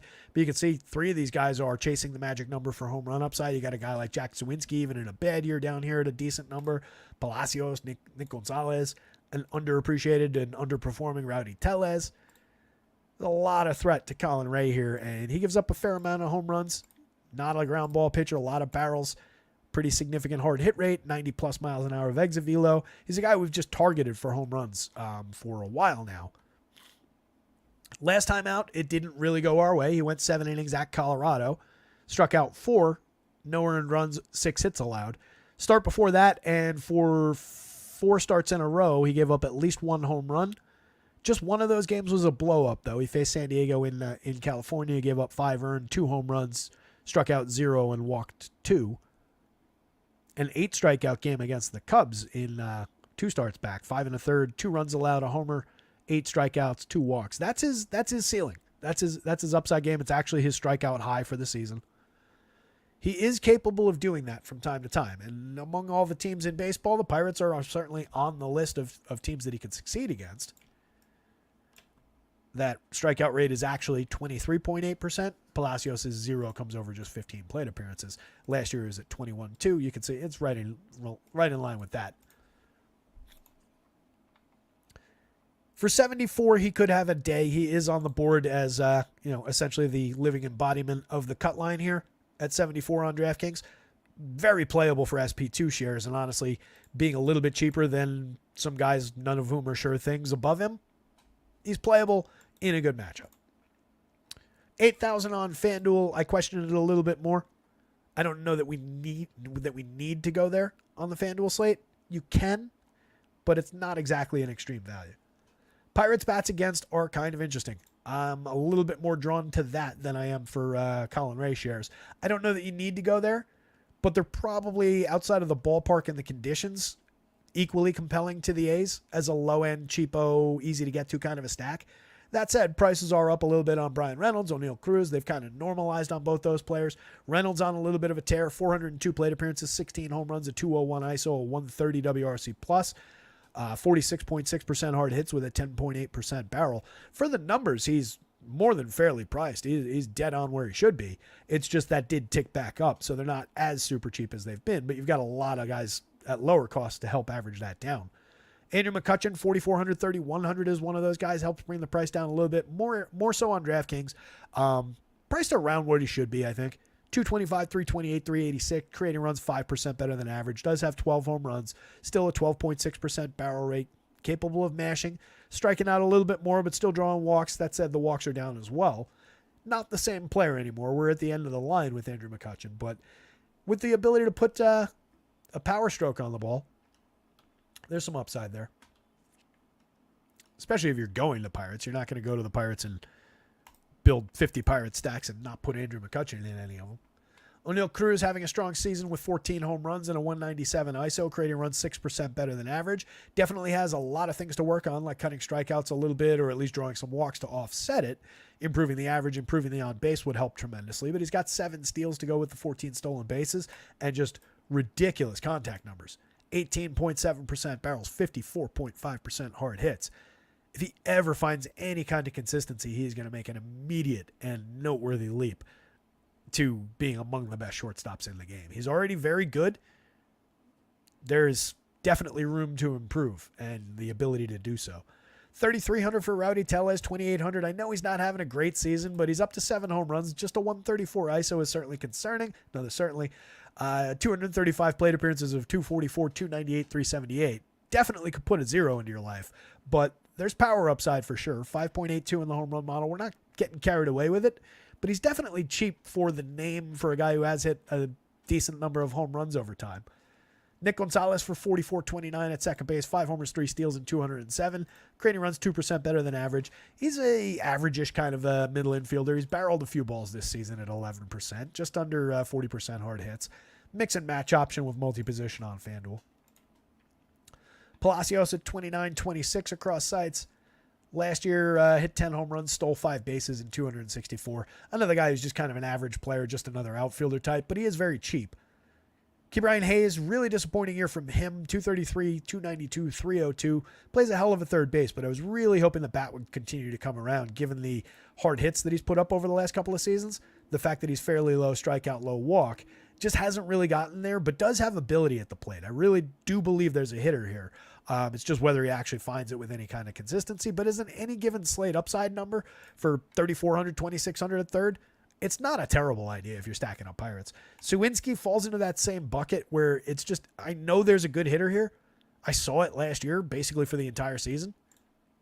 230 ISO, 26 homers, 13 steals, 339 on base. Ignore the 224 average. Who cares? 112 WRC plus. That's a really good player last year with consistent, excellent left-handed power. It evaporated around him this year. He's got 8 home runs and 5 steals, so we're getting a little bit of counting stat upside, most of which has come recently. 8.8% barrels is basically halved, down 7 points of hard hit. Striking out a little bit less, but walking significantly less, cuts the on base. He's been bad, but that's why he's as cheap as he is. There is still lingering power upside, again, against a targetable home run pitcher. If I'm stacking Pirates, I'm very interested in Jack Suwinski if he's in the lineup. Just Monty Grandal, oh, he hit another home run. Good for him.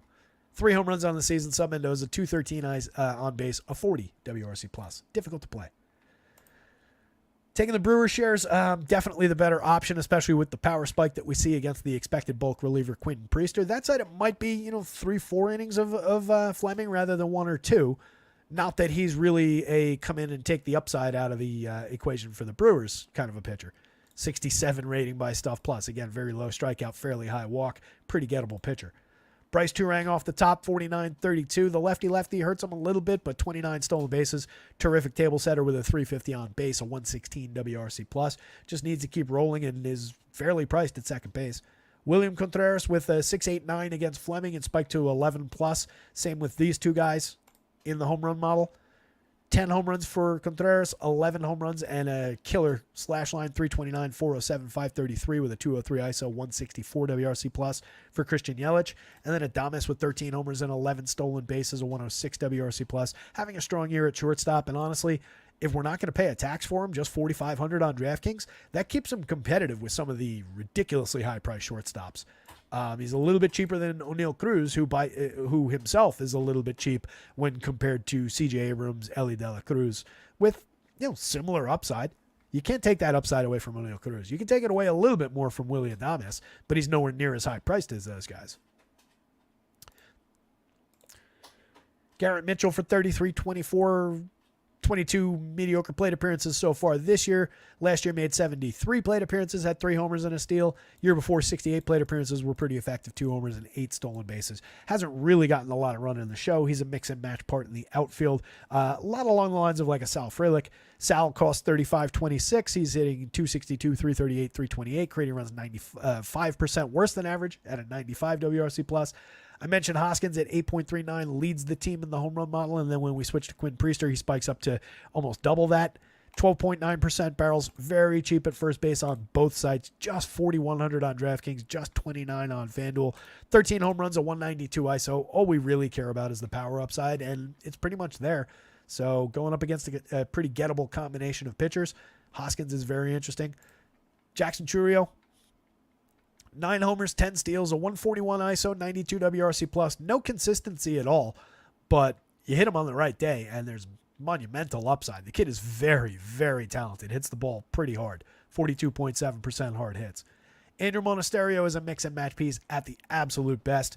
But the Brewers play like 8 plus 1 through 6, or maybe it's 1 through 4 plus 6 plus 8, and then mix and match parts around Mitchell and Frelick. It's a good Brewer squad. Carrying again, 4.85 implied total. Brewers bats. Pirates bats for value. Neither pitcher really for me, but if you're going to do it, it's most definitely Colin Ray. And I do think you could get away with it. So I don't want to take him off the board, but it's not a play that I like. I'm more inclined to target him. Would not play Pirates pitching.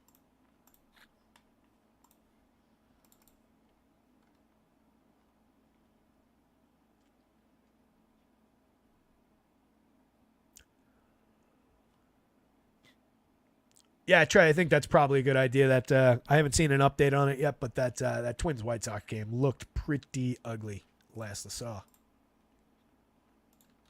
Let's see if we got an update from Mr. Ruff.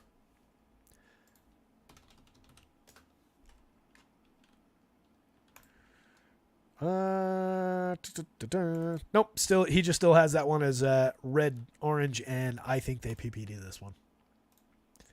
I'm willing to ride that train.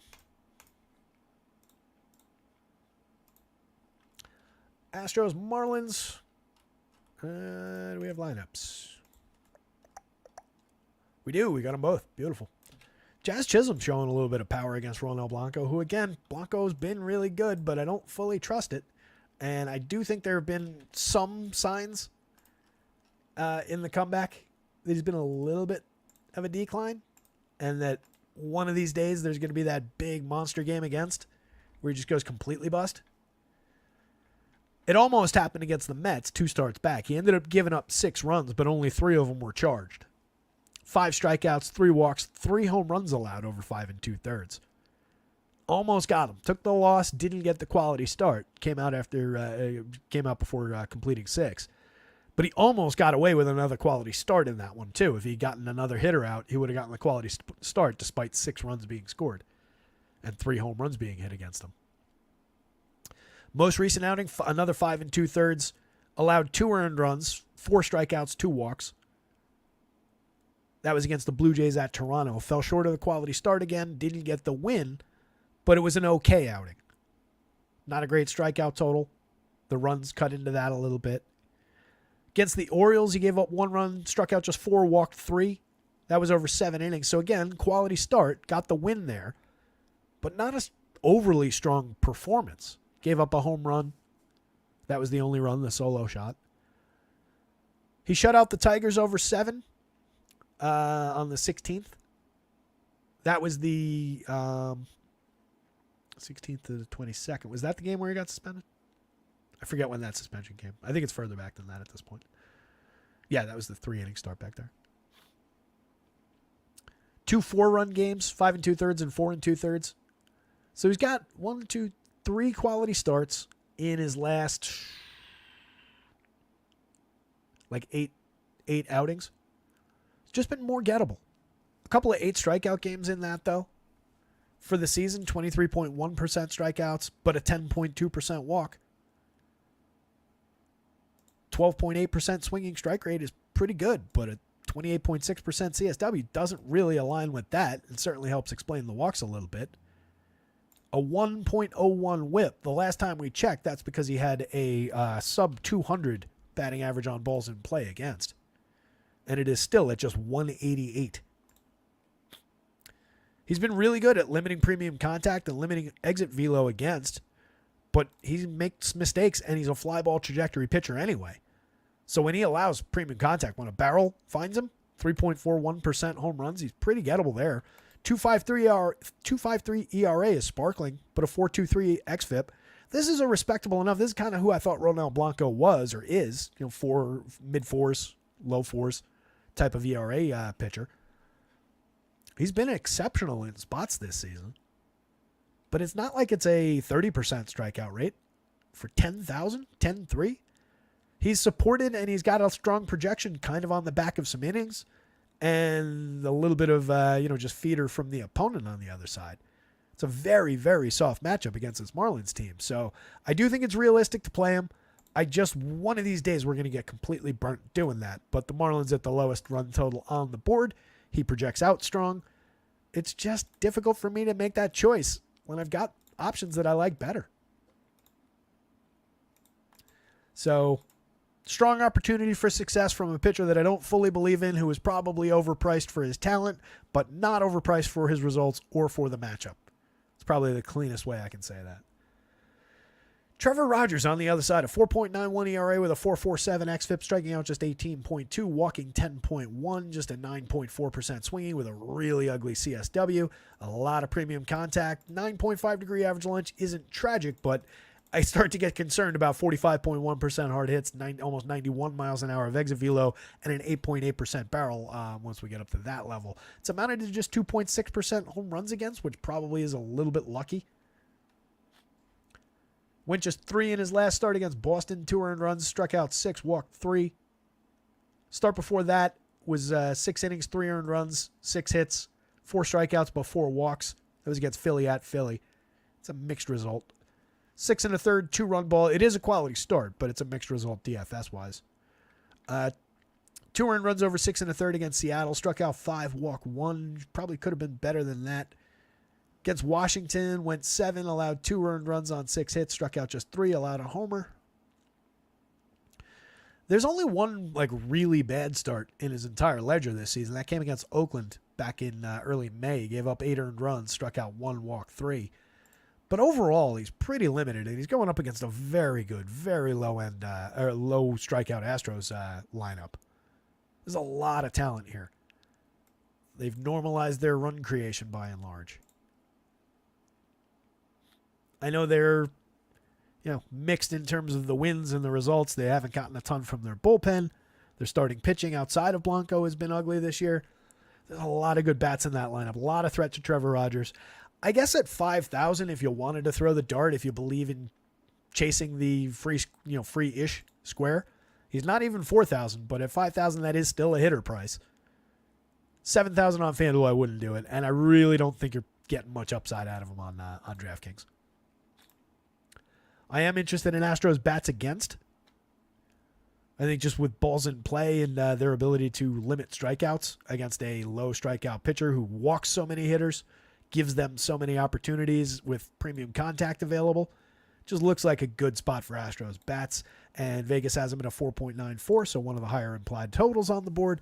Makes a ton of sense to me. The Marlins, if you want to get super contrarian about it, 10.87 in the home run model for Jazz off the top of the board for just 4,500, 3,200. He's got 10 homers, 17 steals. Decent for counting stats, if nothing else. 105 WRC plus makes him one of 2 positive run creators in that lineup. The other one is Xavier Edwards, who's only made 36 plate appearances. Everybody else in the lineup has been below average for run creation this season. Even Brian De La Cruz, who has 15 home runs, a 172 ISO, 94 WRC plus, and honestly, the quality has kind of evaporated around Brian De La Cruz outside of the 11.7% barrels, 44.7% hard hits. Striking out way too much at 26%. That's up 4 points over last year. 237, 286, 410 does not fit the second spot in the lineup in terms of the slash line. Josh Bell still holds down the everyday 3 spot despite 229, 292, 354. Just a 125 WRC plus, 8 home runs for him. It's fairly low strikeout at 18.6%, 7% walks, fine, 38% hard hits. He's very, very, very mediocre at this point. 3,900, it's easily affordable. It might even be an overprice on DraftKings. 2,400 on FanDuel is very cheap, but you're not getting much quality. Jesus Sanchez, 34, 28. At least you get a lot of barrels and hard hits. 13% barrels, 51% hard hits. Strikes out a little bit too much. Just doesn't deliver any kind of consistency. 9 home runs, 6 stolen bases. Honestly, the 9 home runs, the 157 ISO are probably a little low for the 276 plate appearances, given this kind of contact when he makes contact. So it just shows that he needs to make more consistent contact, but has the talent to be their second best player at worst. Might even be their second best player already, given that kind of contact, but the results just haven't landed. Jake Berger having a really sad season. 9 home runs, a 140 ISO, 71 WRC plus after his surge last year, where he had a 34 home runs, a 268 ISO, a 120 WRC plus. Just been lost at the plate. Xavier Edwards, 25-23, is just cheap in the middle infield. 313, 389, 406 over his first 36 plate appearances. Mix and match kind of a play. Nick Gordon, fine if you want to. 81 WRC plus, very cheap. Mix and match. Vidal Brujan and Nick Fortes, just tougher and tougher to believe as you get lower and lower in the Marlins lineup. They're very cheap. Brujan gives you second and outfield on DK, 4 positions on FanDuel. Not a lot to say about Nick Fortes.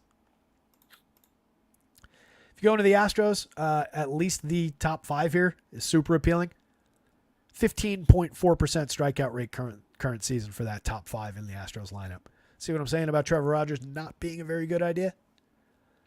Within that, you've got Jordan Alvarez, one of the best hitters in baseball, 19 home runs, 298, 382, 545 with a 246 ISO, and he's created runs 57% better than average. All that with his hard hits down a little bit. His barrel's down pretty significantly so far this year. He is a fantastic hitter who should have a monumental second half if he just continues doing what he's doing. Jose Altuve, 309, 359, 464, creating runs 34% better than average, 13 homers, 13 steals. The probable future Hall of Famer is doing a lot of Jose Altuve things and looks a lot like himself at the top of the lineup here. Alex Bregman, just 4,200, 3,200. I feel like that's still kind of low and just kind of accounting for that really, really slow start that he got off to. He just strikes out 13.5% of the time. We've got a long track record of him finding success with medium-level contact. He's up to 10 home runs. Just a 152 ISO, but a 104 WRC plus, a stabilized slash line at 251, 313, 402. All of those things could be better, but I don't think they're this bad, especially not hitting second, surrounded by really, really appealing hitters. Jainer Diaz, 43-29, a very effective catcher bat. Medium power, 7 home runs. A lot of them came fairly early, just a 132 ISO, but a 104 WRC plus and a lot of quality contact from a low strikeout, low walk hitter. A lot like Elias Diaz from the Rockies. Just a really good price from a catcher who hits cleanup basically every day. Makes him an appealing one-off, more appealing than Diaz because he's better. Hits the ball harder, hits the ball more consistently, puts the ball in play a ton. But just a really, really good option for those prices, especially where you have to play catchers. Love Jainer Diaz here. Jeremy Pena is okay. A 104 WRC plus, doesn't hit for a ton of power, 7 home runs and 10 steals. An okay slash line. It looked like he was going to overperform these numbers, but he kind of normalized. That said, he is low strikeout, low walk, balls in play. Just never seems like he's going to get over that hump and go from like, he seems like he might be pretty good to, he's definitely a good shortstop. He's effective. He's an average player, but he's probably not much more than that. They've got an interesting bat that could give him a run for his money. Probably not this year, but next 2 seasons. Kid's name is escaping me, though. John Singleton, 3,200, 2,400. You're just talking about a little bit of power upside. At some point, I do think he's going to lose first base to Loperfido. Jake Myers for 3,426. Counting stats, 8 home runs, 7 steals, a 107 WRC plus. And Singleton at 106 WRC plus, by the way. It's just very inconsistent, fairly high strikeout. Is getting on base at a 339 clip, which is interesting. That's feeding the upside there in terms of the run creation. That's fed by a 12.9% walk rate. But not a overly high-end hitter. Mauricio Dubon, multi-position eligible mix and match guy with a pretty decent slash line, 99 WRC plus, not a ton of power, a little bit of stolen base upside, but he's just another average kind of a hitter. And then Chas McCormick has dipped back down to the level of being just another average hitter after a very strong breakout season last year and several seasons of consistent quality for hitting the ball very hard and being completely under-owned and cheap at the bottom of the lineup. Now we're back to under-owned and cheap, but we haven't gotten our results yet from Chas. But he's a player I'll continue going back to based on past success. Astros bats. Ronel Blanco, just because he's a little bit more expensive than I want to pay, even in this matchup. But he's very good and ranks close to the Astros bats. And then it's just dart throws on the Miami side. If you want to take a little bit of Miami against, you're talking about your top 4 or 5 hitters here, 5 hitters, that would be just a straight line value stack. By and large, it's not going to succeed all that often. If you roll this slate 1,000 times, that's not going to succeed in many more than, let's say 35 of them. Totally arbitrary number. Pirates lineup came out a little bit different. No McCutch. Palacios leading off. Brian Reynolds. Rowdy hitting third. So take the Pirates off the board. No Pirates value anymore. This is no O'Neal Cruz either. I'm going to jump back real quick. Yeah, 518. We're all right.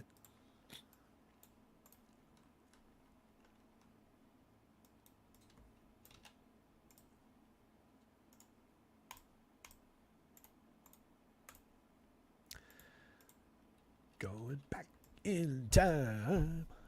Nobody needs to hear me sing. Just popped into my head the Back in Time song from Back to the Future as it was scrolling us back in time. So it's Palacios now in the leadoff spot.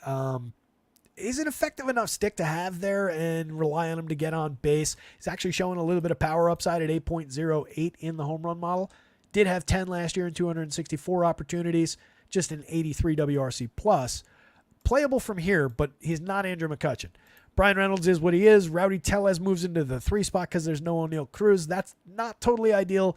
Does give you a little bit of a power boost for Rowdy, but he just went from like 5.8 to 6.03 and has been pretty limited this year. Nick Gonzalez moves up a spot, I believe. Makes him slightly more interesting for 44.29, but I think the overall appeal with no McCutchen, no O'Neal Cruz is very limited now for this Pirates team. Ke'Bryan Hayes, 34.26, moves into that, moves up a spot as well. Sawinski's the one who benefits the most outside of Palacios in terms of moving up the lineup a little bit. Spikes to 7.25 in the home run model. Makes him a little bit more interesting for his cheap prices. Would be probably the, 1, 2, maybe third highest priority bat now for me in this Pirates lineup if I'm going to it. Maybe it's a 3-man, 1, 2, 3, or you go like 1, 2, 3, 4, 5, or either one of these guys as the 4 in that. Joey Bart has 4 home runs and some decent contact numbers. Cheap catcher. Triolo can get on base, but is not doing so this season. Pretty skippable at the bottom. 4 home runs, 4 steals. And then our guy Michael A. delivering a terrible season after being so interesting for us all of last year. I'll never say completely to go away from Michael A. shares. If you're stacking up 50 lineups of Pirates and you want a few of them in there, it is fine. But if you're building one, it's probably deprioritized. We're going to cruise through this game because it's very likely to be rained out. Almost certainly going to be rained out, it seems. Let's see if we got the lineups at least. We do. So if this game plays and happens to somehow play dry, then Bailey Ober's very, very interesting. One of the most highly projected pitchers on the board. Best matchup on the board. Projects out very well for 8,700. He's very cheap, and that was where it was more painful to lose him on DK because of how he fit into the board. Third highest projected pitcher for the best price. Very, very effective option if he goes. 10-4 on FanDuel. I think he's playable, but it is a very high price to pay. You're paying a little bit of opponent tax there with the White Sox on the other side. But Ober's been pretty effective. 4.12 ERA, a 3.76 xFIP shows the quality underneath.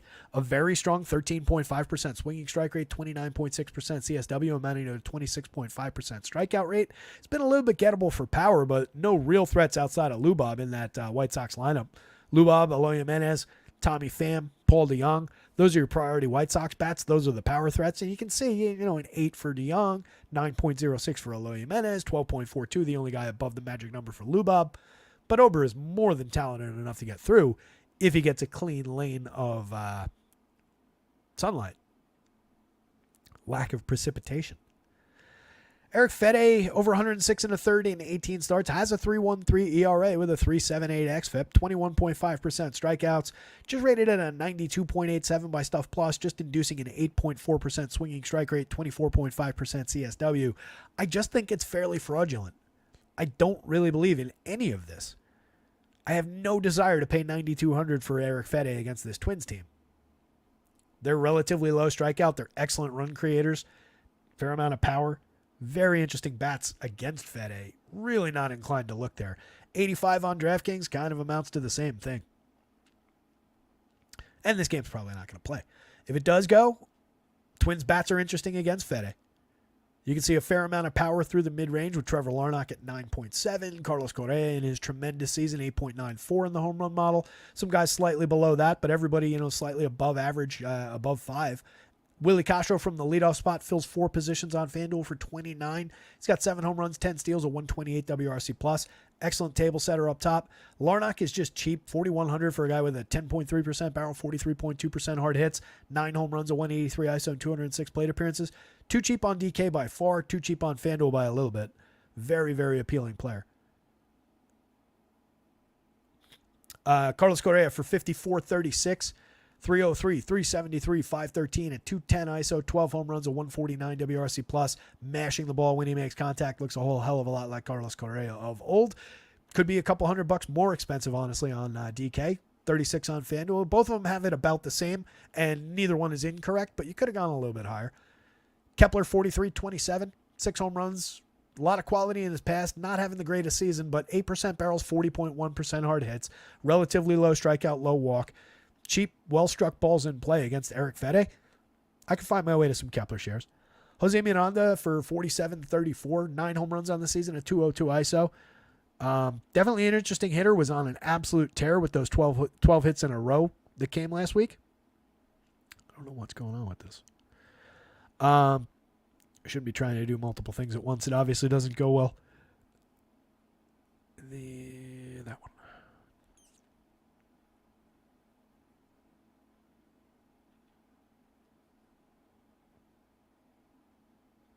Still never managed to get that placeholder in earlier.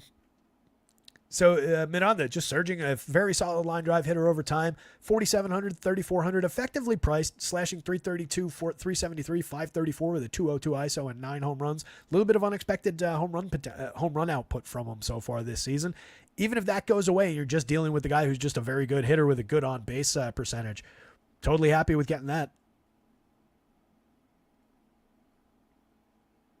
Oh, come on.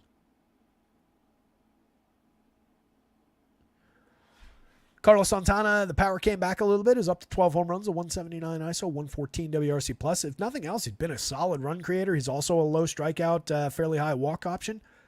So is decent correlated scoring for 4,200, 2,800 at first base across sites. You could do a lot worse than Carlos Santana at this point.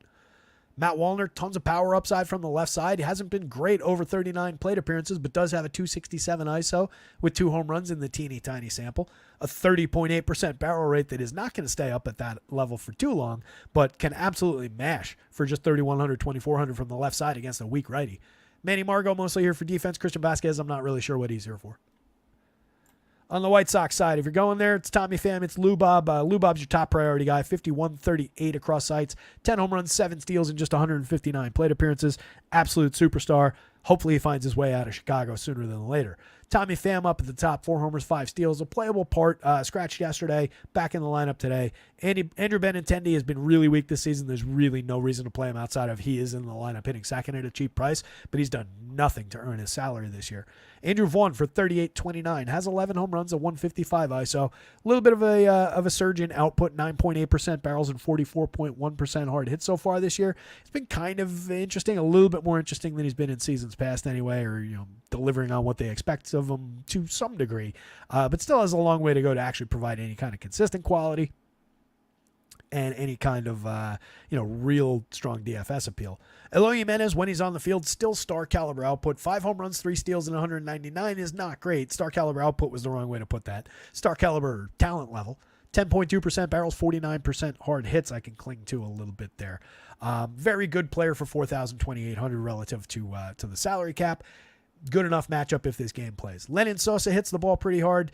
250, 281, 375 over his first 168 opportunities. Hasn't delivered any kind of consistent results, but not a completely uninteresting hitter. It'll be interesting to see what they do with like him, Brian Ramos, and a couple other guys as the next year or two go along. Paul DeJong has 16 home runs and a 208 ISO. That's about it from DeJong. Nicky Lopez hasn't given you anything, but does have good bat control. 24-25, cheap to stick into the middle infield. He has raised his average to 250, 309 on base, 298 slug, 75 WRC plus. The back end of that statement tells you everything you need to know. Corey Lee, 8 home runs, 5 steals, and 230. Okay for cheap counting stats, but the 9-hitter in the White Sox lineup on a rainy day where this game's probably not going to play, probably not your best bet for DFS. Bailey Ober, followed by the Twins bats, are the most appealing things in that game if it plays. Rangers and the Angels. Let's see if we got these. Really, we don't have these lineups yet? Come on. What are we doing? There's the Angels anyway. So Anthony Rendon is officially back in our lives. Came back last night, leading off again today.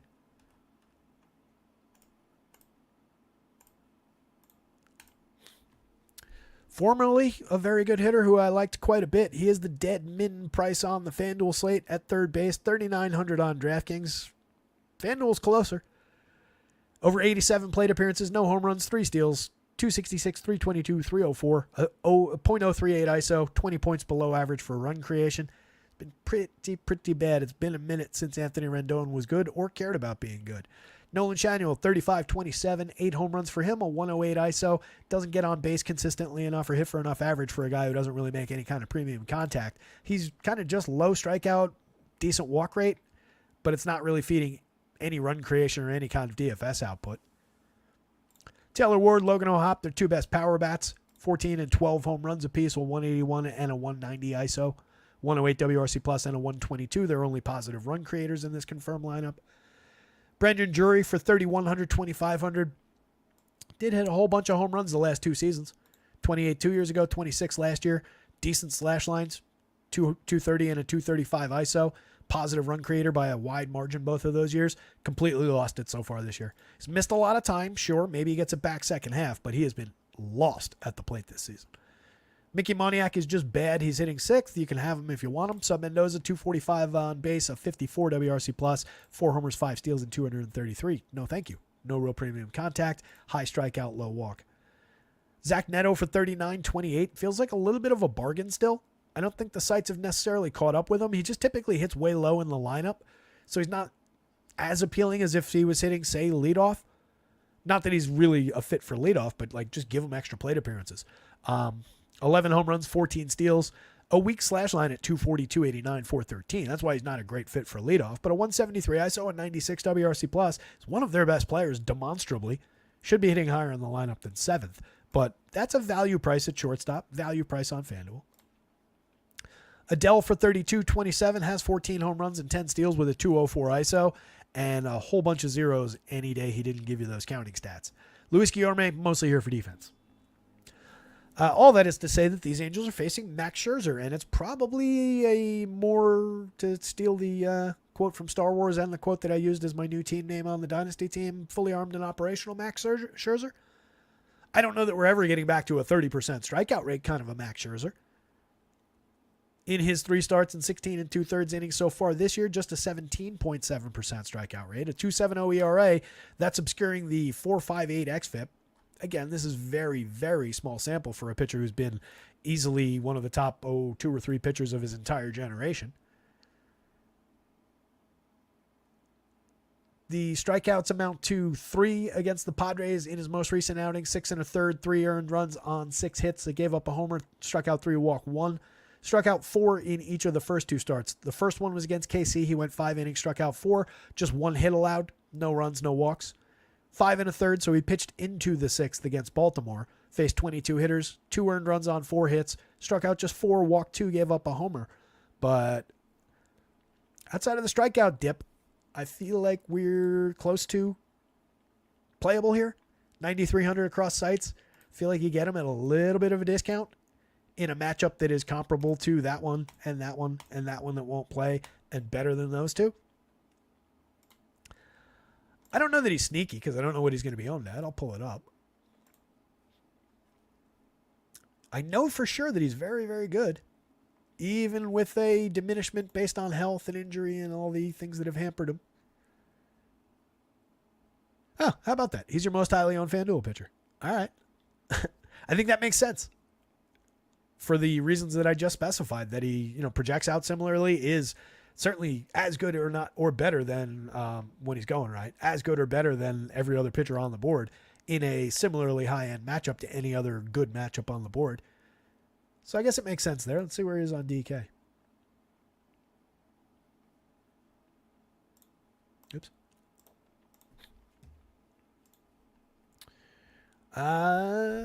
Second on the board on DK behind the most obvious guy in the world. Makes sense. I love the price discount. I think Scherzer could absolutely cruise. If we got 6+ in his last start, there's no reason to think that 7, and if all goes well, even beyond, is not on the table. I think they would probably yank him after 7, regardless of how good it's going.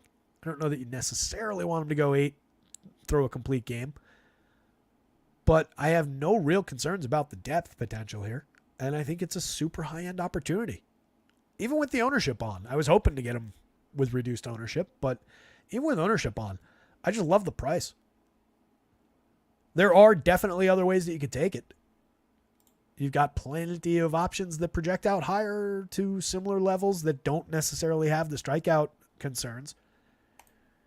But you don't necessarily want to miss this train because Max's price is definitely going up if he looks anything like Max tonight. And you don't want to be sitting there saying like, wow, I paid 10 and change for Ronel Blanco and got destroyed by the Marlins when I could have just had an easy go-to Max Scherzer for a cheaper price.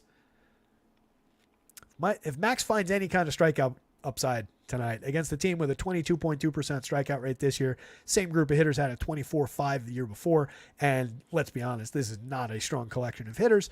It's not an experienced collection of hitters by and large. Max could have a field day here.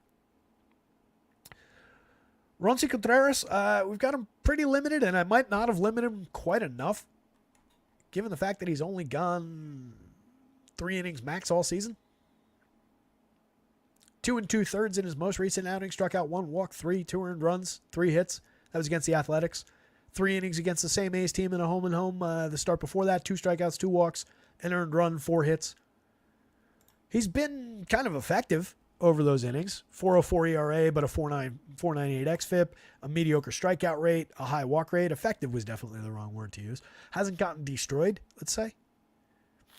10.3 swinging strike rate at 25% CSW. Not that much appeal there. And that home run rate, while being an upper mid kind of a home run rate, does not match that kind of contact. That's a target level contact, especially with some home run hitters on the other side.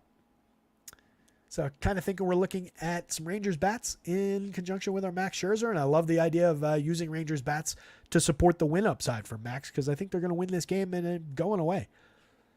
Marcus Semien definitely underperforming this season. 12 home runs on the board, just a 148 ISO and 90 WRC+. But like I said yesterday, everything else is right in line with who Marcus Semien has always been. So I definitely think we get the bounce back out of Marcus Semien as time goes on. Even if we don't, you can buy some cheap counting stats. You buy a dynamite spot in the lineup, and most of the concerns are taken care of by the low price. Corey Seager is correctly priced at $3,700 on FanDuel. He is incorrectly priced, too low, too cheap at $5,000 on DraftKings. Over 335 plate appearances, he's hit 17 home runs. He's got a 212 ISO, a 130 WRC+, 16.4% barrels, 49.2% hard hits, going up against this kind of premium contact that's available. 11.73 in the home run model. Feels like it could honestly be a little bit higher. Ridiculously good option at shortstop. And again, getting Corey Seager against this pitcher for $5,000 on a day where CJ Abrams costs 63, I want to say. 63 against a lefty. And whoever the hell else. Ellie De La Cruz costs 64, which is justifiable against Cal Quantrill. That's just an extreme discount for this talent level. Corey Seager is better than those two players. He's better than CJ Abrams. He's better than Ellie De La Cruz, although that one's close. That's an absurdly low price by comparison to those other hitters. You can see I didn't even look where FanDuel had those guys. Yeah, he's 100 cheaper than CJ on FanDuel. He's, 400 cheaper than Ellie on FanDuel. So you get the discount on FanDuel as well.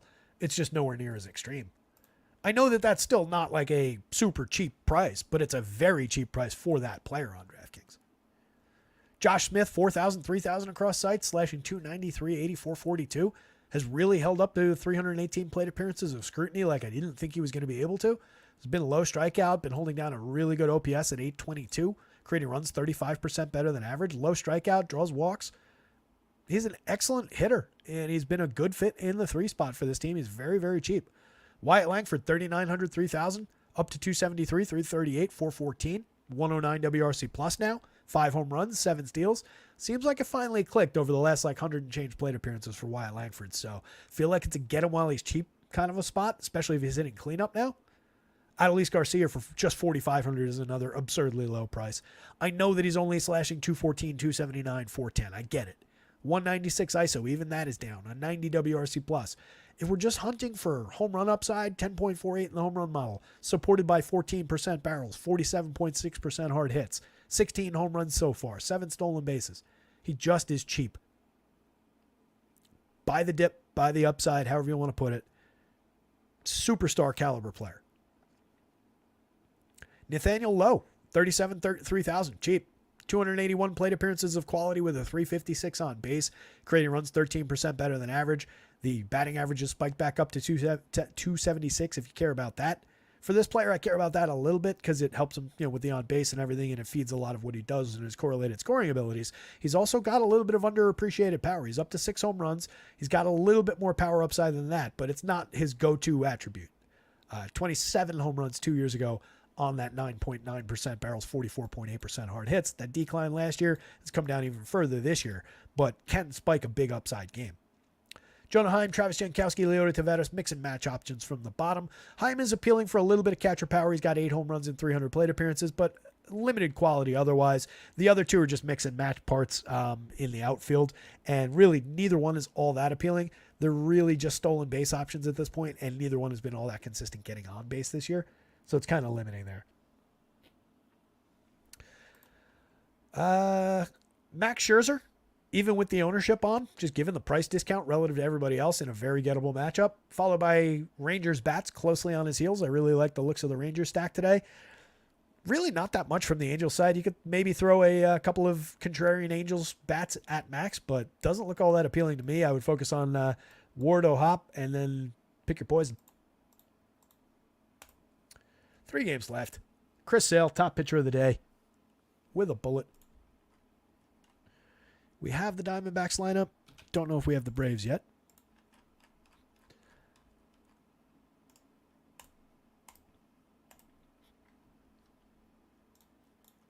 Hit the like button, hit the subscribe. 2+ hours into the show. We're coming up toward the wrap-up point, though. We're getting through it. I'll have us out of here a little bit after 6 o'clock. Plenty of time to build lineups and get the site updated. So Chris Sale coming in over 99 2/3, 16 starts, 32.7% strikeouts, a sparkling 2.71 ERA, and an actually better 2.45 xFIP. Just 4.9% walks, 0.91 whip, 15% swinging strike rate. Fantastic at limiting premium contact, keeping the ball down, limiting home run output, limiting average launch. What more do you need? 15% swinging, 33% CSW. The presumptive National League Cy Young winner. He's been absolutely fantastic for them. If only they had Spencer Strider paired with him at the top of that rotation. I feel like that would have healed a lot for this Braves team that's kind of bouncing along this year. A lot of issues with the offense, but like that would just be, cures all wounds kind of a thing. And then obviously if they also had Acuna, the offense would probably be a little better. On the other side, Zach Gallen, perfectly playable. Facing a Braves lineup that, as with most of the season, no Acuna, obviously. 24.5% strikeout rate for this projected version of the lineup that looks very much like their everyday lineup. That's not going to change all that much. So they are gettable for strikeouts. They do have a lot of lingering power in this lineup, even with it not showing quite as much this year. But Gallen is fairly good at limiting home runs, keeping the ball down to an effective but not extreme launch angle. 6.1% barrels. Has given up a lot of premium contact, hard hits, and exit velo this year, but that's pretty consistent with years past. A lot of these numbers look very similar. The 9.2% barrels was a spike last year. But overall, he's pretty good at getting away with limiting home runs despite giving up some of that premium contact on a not entirely into the ground kind of a launch angle. For just 8,900 on DraftKings, 9,700 on FanDuel, it's a respectable play from right there. Lines up pretty strongly against some of the other options on the board, but I prefer a cheaper Max on FanDuel. Probably prefer a cheaper Kikuchi. Take my shots at 8,200 against that Giants lineup with him. But Gallen deserves some shares, and it's a deep pitching slate, so if you find him under-owned, just for the idea that, he's facing the Braves, and people just with lingering thoughts about who the Braves have been in the last few years, if he slips in terms of public popularity, you can pull the trigger a few additional times. He's a good enough pitcher, 26.2% Ks, 3.06 ERA with a 3.29 xFIP underneath it. Good swinging strike numbers, not bad in terms of the walks, the whip. I like Zach Gallen. I like Chris Sale better. If you're looking at Diamondbacks as a contrarian angle against Chris Sale, you can do worse in terms of we like to get to good teams as the contrarian angles. I'm sure they're going to be low owned with Sale's popularity and his ridiculous talent. It's just, while I like to get good teams as my contrarian angle, typically I don't like, even with good teams, to target like the ace of aces type pitchers, and Sale is pretty much in that bucket. So it's a little bit limiting there. You can see some of it reflected in the home run numbers, just a 4.11, 4.73 for the full lineup. Christian Walker, home run hitter that he is, just relegated to an 8.62 despite the excellent premium contact, the 22 home runs, the 242 ISO that he's got. If you're stacking Diamondbacks, Christian Walker is your top priority bat. Ketel Marte is number 2 at second base in the leadoff spot, 55.36. Full price, but 281, 351, 500. You can't argue with the results this year. 17 home runs, fantastic contact, limits strikeouts, draws some walks, gets on base, creates runs, correlated scoring, in addition to being a good individual option. Randall Grichuk in the 2 spot. I know he's had a nice little stretch of 147 plate appearances, 288, 347, 455, a 126 WRC plus. He's hit 3 home runs. He's made good contact with a 47.4% hard hit rate. He doesn't really strike out. He doesn't really walk that much, so we're dealing with balls in play. But those 147 plate appearances didn't come against Chris Sale. He's just hitting up there because he's right-handed. I don't love the Grichuk option, but among everybody in the top, say, 5 hitters in this lineup, he's probably going to be the lowest owned, or maybe he'll be the most popular because he's so cheap, but I don't know. It's just a medium kind of a talent to have in that spot. Lourdes Gurriel for 42, 3,000, has 13 home runs, 165 ISO, 105 WRC+. plus. A little bit less consistent maybe than Grichuk, but I think he's the higher end, higher ceiling, and more appealing DFS option for a little bit more money. Gabriel Moreno, 249, 327, 378, 101 WRC+. plus. Kind of a disappointing year. He has been effective with limiting strikeouts and drawing walks and getting on to some degree anyway. But he's been more of a correlated scoring option, and we're looking for a little bit better output from the catcher spot. So there's other catchers I like on the board, but he's in play if you're stacking Diamondbacks. Jake McCarthy, another effectively low strikeout option in this lineup, and you can see 18.8% collected for the confirmed lineup. It's just not a lot of threats, and Chris Sale can absolutely exploit even some of these lower strikeout guys. McCarthy, 279, 366, 383. Good for on base, good for stolen bases. A little bit of correlated scoring upside out of him for a cheap price. Overall, though, especially against Chris Sale, just another outfielder at best. Eugenio Suarez, 35-27, has 7 home runs. Everything else has been totally awful this season. Alec Thomas for 31-24. Mix and match part against a bad pitcher, but not facing a bad pitcher today, so entirely skippable from the bottom of the lineup. Kevin Newman, mix and match quality at best. On the Braves side, Jared Kelenic, surging.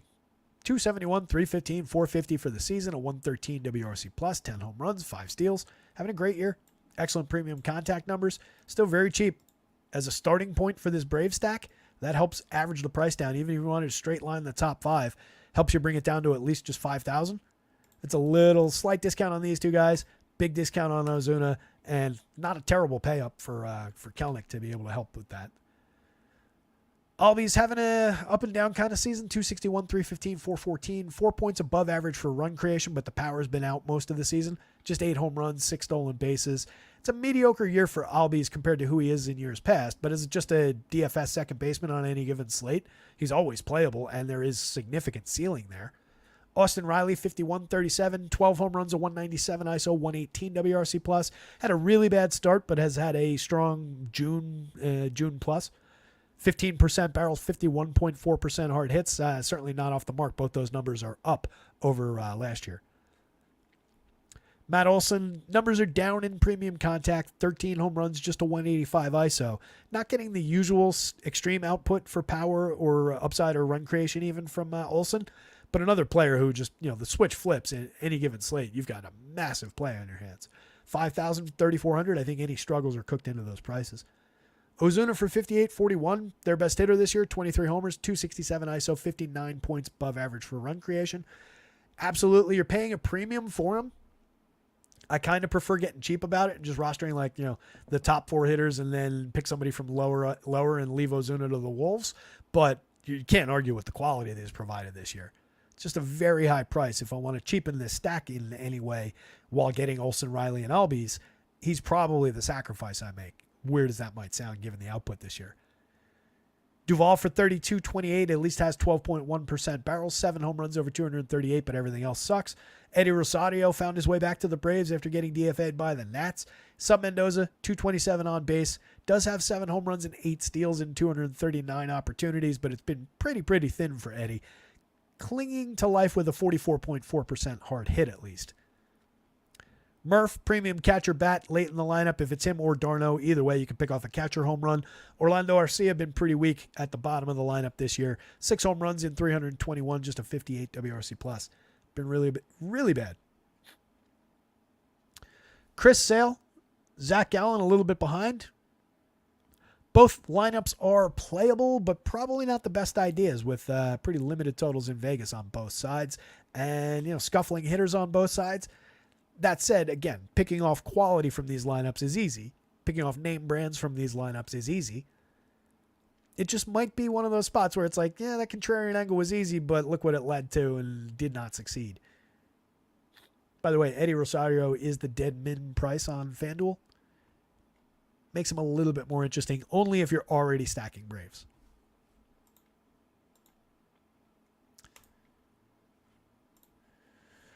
The Mariners and the Padres. Love some Logan Gilbert.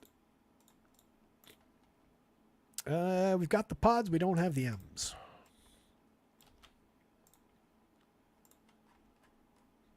Logan Gilbert's just a really good pitcher.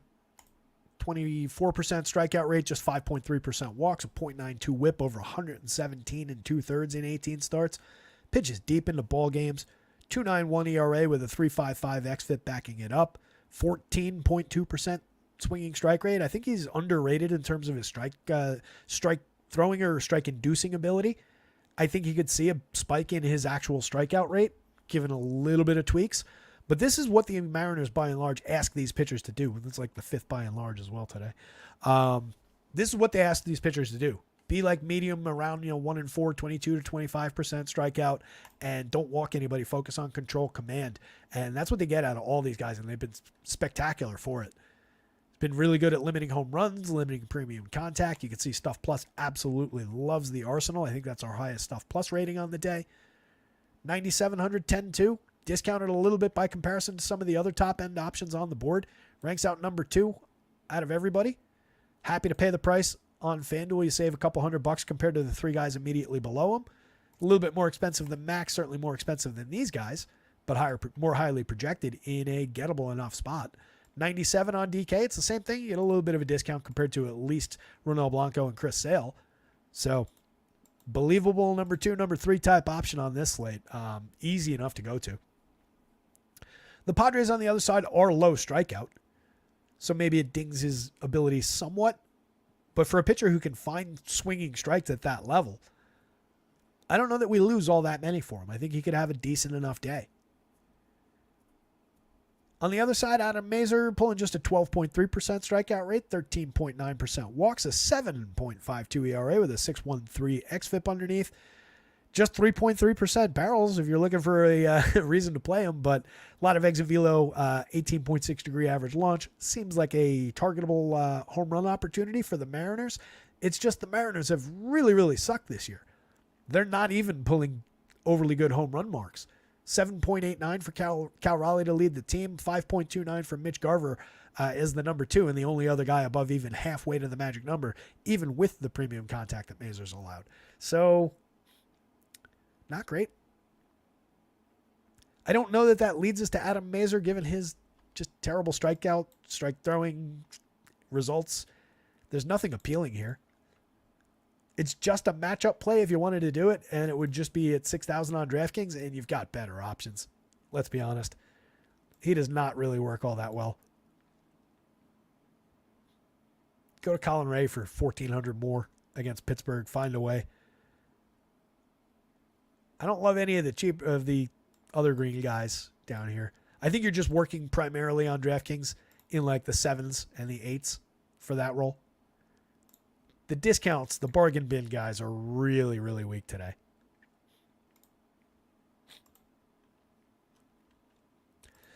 I don't know that leads me to too many stacks of Mariners bats just with how bad and inconsistent they've been. They do project out okay. They've got some strong numbers up toward the top of the lineup. Some of that based on previous years of production. Some of that based on just, the belief in these hitters, the lingering hope. 377 plate appearances in. Julio is at 247, 297, 335, a .088 ISO, 15 points below average for run creation, 8 home runs and 18 stolen bases. Not even on pace in that department. The barrels are okay. The hard hits are still strong, but just has not put anything together this year. J.P. Crawford up top, just a 305 on base. He was at a 380 on base with some power last year. Another player, just a miserable season. Garver and Cal Raleigh are both 30+% strikeout guys. They also draw walks. They both mash when they make contact. 12 home runs and 15 home runs to lead the team. Both guys at or below the Mendoza line or around the Mendoza line. Both guys sub 300 on base, below average run creators. You're just looking to pick off power, and you can't even play them together on DraftKings. FanDuel you can, but you're occupying 2 positions for them, and it seems pretty low end. Luke Raley at 42.26 has 10 home runs and 6 steals, a 191 ISO. One of their better run creators at 111 WRC plus over 245. In some ways, Luke Raley's like their most appealing bat for 4,200, 2,600, but we're not going here. He's also striking out at a 31.4% rate. So just limiting across the board. 3,400, 2,700 for a struggling Ty France. No, thank you. Josh Rojas for 38.24. Limited, 4 home runs, 6 stolen bases, a 330 on base is all right. The slash line's not bad. 106 WRC plus puts them on the board with their better run creators. But now we're talking about a 7-hitter in the Mariners lineup. It's just pretty thin. Jorge Polanco, Dominic Canzone haven't really given you much. Canzone at least hits the ball hard. 9.4% barrels, 42.7% hard hits. 7 home runs over 156 plate appearances with a 180 ISO. Mix and match spot from the bottom of the Mariners lineup. Again, not great even against Adam Mazur. I just don't really see it for Mariners stacks. They could succeed. It is a bad pitcher on the other side. They just have no quality. Mid-board stack ranking. They're playable, but I wish you well. It's not where I'm going. Pods against Gilbert, I really don't want much of. Not really showing all that much power against his good ability to limit power. I think there's some potential additional strikeouts beyond what they normally allow. Just 18% for this confirmed lineup. Luis Arias from the top, 312, 346, 381, 111 WRC plus, continues to be one of the better table setters in baseball. First base eligibility that you don't necessarily want. He is a first baseman on DraftKings. Love him at second base if I'm stacking Padres on FanDuel, 2,900. Honestly, you could one-off Luis Arias basically any given day at second base and come away with at least 4-hit upside. Even against a guy like Logan Gilbert, Luis Arias could be on base 4 times today. Then it's a matter of what do the guys around him help him with. Jurickson Profar, 14 home runs, an all-star, 164 WRC plus, 183 ISO, 315, 408, 498. He's been tremendous. Still pretty affordable on DraftKings, not so much on FanDuel. I would pay this price for him. I don't know that I'd pay that price for him. I'm still not really a believer when it comes to paying that much. 45-33 for Cronenworth. He's got 12 home runs, same as Manny Machado in the next spot down. Machado at the same price as Cronenworth. Whoever would have thought we would see that day. 4,500, 5,300. This is still probably the correct way to price those guys on DraftKings. They've been very similar this year. Cronenworth is outproducing Manny in terms of the run creation numbers. Manny's still hitting the ball quite a bit harder than Cronenworth. Donovan Solano, another one of these effective line drive, put the ball in play, get on base, hit for a decent average types that is limited for power, but can definitely get involved. Just more of a correlated scoring option than an individual creator. Does have 3 home runs, but just a 117 ISO. Low strikeout, fairly low strikeout, fairly low walk. A lot of balls in play. Not the significant contact profile that we had from him last year. The barrels are cut in half. The hard hits are way down, but he's still finding his way to some decent output, so not a bad option. Jackson Merrill having a tremendous rookie season, 12 homers, 10 steals, a 122 WRC plus. Ha-Sung Kim, 8% better than average for run creation, 10 homers, 17 stolen bases out of him. Mix and match middle infielder at worst with upside for a lot more than that, and his price is way down. Anything we're concerned about with Kim as compared to years past is taken care of by those prices. Anything, Jackson Merrill, there's no concern. He's just cheap. 4,331. The sites have not caught up to Jackson Merrill's ridiculous production this year. David Peralta, mix and match play in the outfield, and Higgy at the bottom of the lineup. 10 home runs. He's equaled his total from each of the last 2 seasons in less than half as many plate appearances. 248 opportunities 2 years ago with the Yanks, 10 home runs, had a 162 ISO, was just a sneaky catcher that you could get to for a little bit of sneaky home run upside at the bottom of the lineup. Last year in 260 plate appearances, 10 home runs, a 178 ISO. There's no consistency. There's no quality really outside of just homer hunting. But he's good for those homers. He's got 10 already, matched these totals in just 119 opportunities. I wish him well. I like Iggy. 14.3% barrels is up from the very strong barrel rates from the last 2 years. 35.1% hard hits is actually down from 48% hard hits over the last 2 years. There's actually a little bit of room for improvement. Maybe it comes in the form of a couple of doubles as time goes on, but he's a good play for home run power even from the 9 spot, 3,300, 2,900. Effective enough option. This is Logan Gilbert, Padres bats. Mariners bats if you want them. I'm not a big believer, but it is a good opportunity for them to find some converts with a good day against Adam Mazur. Mazur I just wouldn't play. Trey's here. What's going on, Trey?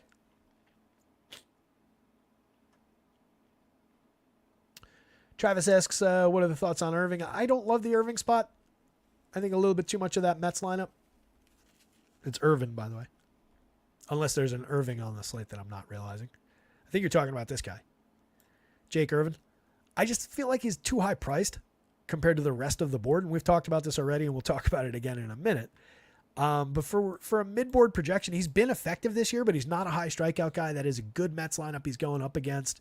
And if he was at like these prices, that's where I think he should be, and I'd be much more intrigued. I just think you're paying a tax that is not deserved. Last game up. So that one again was Gilbert, followed by the Padres bats, and then just a couple Mariners darts if you want them, and no Mazer. This one is interesting for pitching. We're actually going to have to talk this one through. The Giants lineup is in. So Yusei Kikuchi is back to his old ways in terms of, and he was never all that far off the old ways, but in terms of additional barrels allowed, additional hard hits allowed, a little bit of additional exit velo allowed, he's starting to look a little bit more like this guy who gave up that massive 5.07% home run rate 2 years ago and was similar in years before that. He cut some of that out last year. It got down to just a 3.86% home run rate, which is still high. Typically, we use 4 as the barometer for this guy gives up a lot of home runs. So he still was pushing that. He was still a little bit targetable, but he made some definite improvements, lost a little bit of strikeout stuff along the way with it, but was better last year. 3.86 ERA, 3.77 xFIP, very good at limiting walks last year, and that attribute has continued this season. He's lost a few more strikeouts along the way, but the swinging strikes are right about the same. The CSW is actually up, so he's actually throwing more strikes. The 3.26 home run rate is actually better than last year's home run rate. It's just that the contact has creeped back up toward this, and it's burnt him a little bit in some key spots where we've had him for DFS. So outside of the power threat, outside of risk around, let's say, Jorge Soler at the top of the lineup, Elliot Ramos certainly from the top of the lineup, both those guys above the magic number for home run upside, but both of those guys are very gettable for strikeouts, and Kikuchi's got more than enough strikeout stuff to get them. Some of the home run damage did come in a 4 home run disaster against the Red Sox, going back 4 starts. Gave up 4 homers in that one, struck out 7, allowed 5 earned runs on 7 hits. Came back after that against Cleveland, only lasted 2 innings, 4 earned runs, struck out 3, walked 1, allowed 8 hits to 15 hitters. That's not good. 4 earned runs allowed also against the Yankees. Give up a homer in that one, 7 strikeouts and a walk. Give up a homer in the most recent outing, 5 2/3 against the Astros. Struck out 5, walked 2, only 2 earned runs allowed. Was okay in that one. Fell short of the quality start. Hasn't booked a quality start since June 6th. That was against the Orioles. Allowed 1 run, gave up 4 hits, struck out 6. The 1 run came on a homer. It was a good start. Quality start, got the win. Effective enough for strikeouts. Couple of limited ones with 5 runs apiece in the 2 starts before that one. Okay stretch of games earlier in the season where he went like 5 out of 6 with quality starts. Several strikeout totals of 9 on the board this season. Again, good enough. And this is at 21.6 so far this year, but same group of hitters last year was at 24%. Luis Matos at just 12.1. He was at 13 last year. Who's the big outlier? Patty Bailey cut like 8 points off. That's one of them. But that's over 239 plate appearances now. Getting more believable. I do think there's strikeout potential here. Obviously, it's a pitcher's park. You've got a low enough run total, 7.5 run total in that one. Both teams well below 4 runs. Makes Kikuchi at least believable enough to chase. For 8,200, I kind of like the option because he's just cheaper than all these other guys. And his upside is honestly not that far off the mark for some of these others, especially when you factor the price in. Don't know what his popularity looked like. He was popular, but not, he's in the top, let's say 5, 6, 7 owned pitchers on DraftKings, which makes sense. Totally playable there. On the other side, Blake Snell, first start back, just potentially limited by innings. Is very capable of even in 4 innings putting up a big game. 4 2/3 in his last start, which came back on June 2nd against the Yanks. He struck out 3. He struck out 7, walked 3, gave up a homer, 3 earned runs on 5 hits, lasted just 4 2/3. 4 innings against Philly. He struck out 7 in that one as well. Gave up 3 earned, 4 runs total on 5 hits and a home run. It's just even on a good day when he's fully healthy and a full complement of pitches, he's not the most efficient pitcher in the world and never really has been. We've always got a little bit of pitch count concern around Blake Snell. It just used to come with a 30+% strikeout rate. And now it doesn't. He's at 26-1. That's not bad. Still inducing a 12.5% swinging strike rate. It's just this is at 26-1, and we're dealing with a probably hard innings cap of 75 pitches, somewhere around there, maybe 80.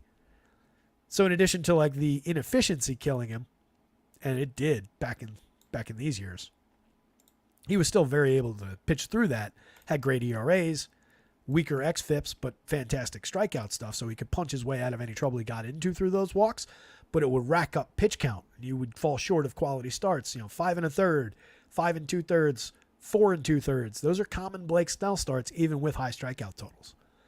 So for DFS, he does get a little bit artificially limited. The good news is any concerns about coming off the injury, about limited pitch counts, and he got up to, again, the high 60s, I think, high 60s, low 70s in his last start, struck out a bunch of minor league hitters.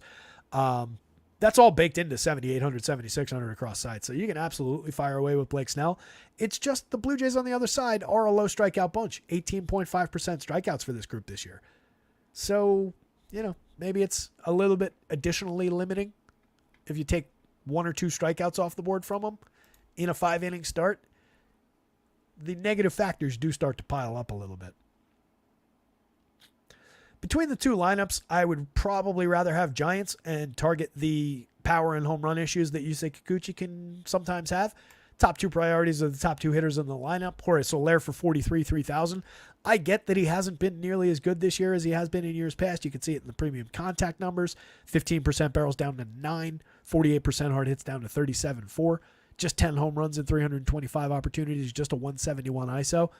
This is still one of the better right-handed power hitters over the past few years. So there's a lot of upside, and 10 plus in the home run model. Totally believable. He's just cheap in the top spot in the lineup. Elliot Ramos has been tremendous over his 238 opportunities. 12 home runs, 299, 370, 517, 218 ISO. Fantastic premium contact. Strikes out a little bit. And again, these guys could feed some strikeout upside for Kikuchi over here. But a very strong right-handed power bat if you're looking at Giants. This is cheap. This is correct. Conforto from the left side, 4,000, 2,800. At least he's cheap. He's got 10 home runs, a 210 ISO, 115 WRC+. Hitting for a little bit of power this year.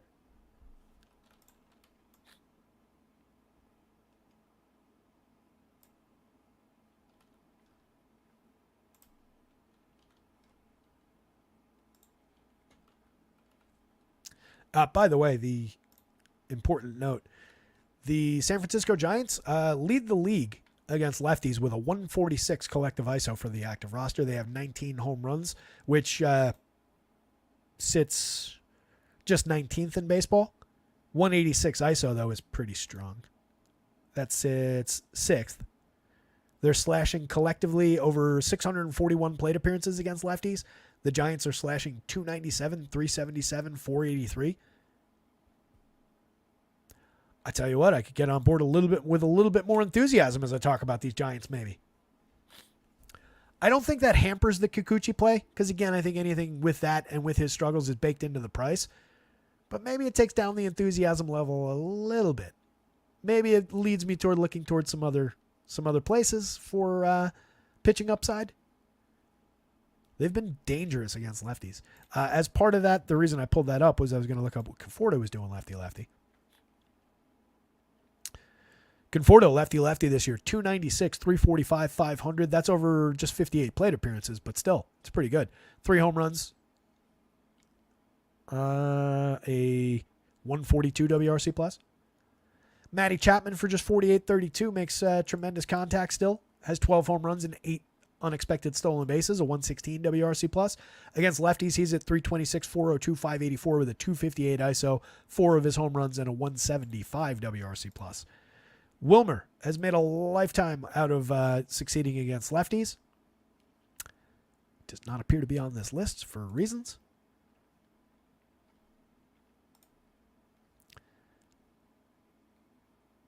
This year, actually, just 211, 267, 344 over 101 plate appearances. Really scuffling against lefties this year.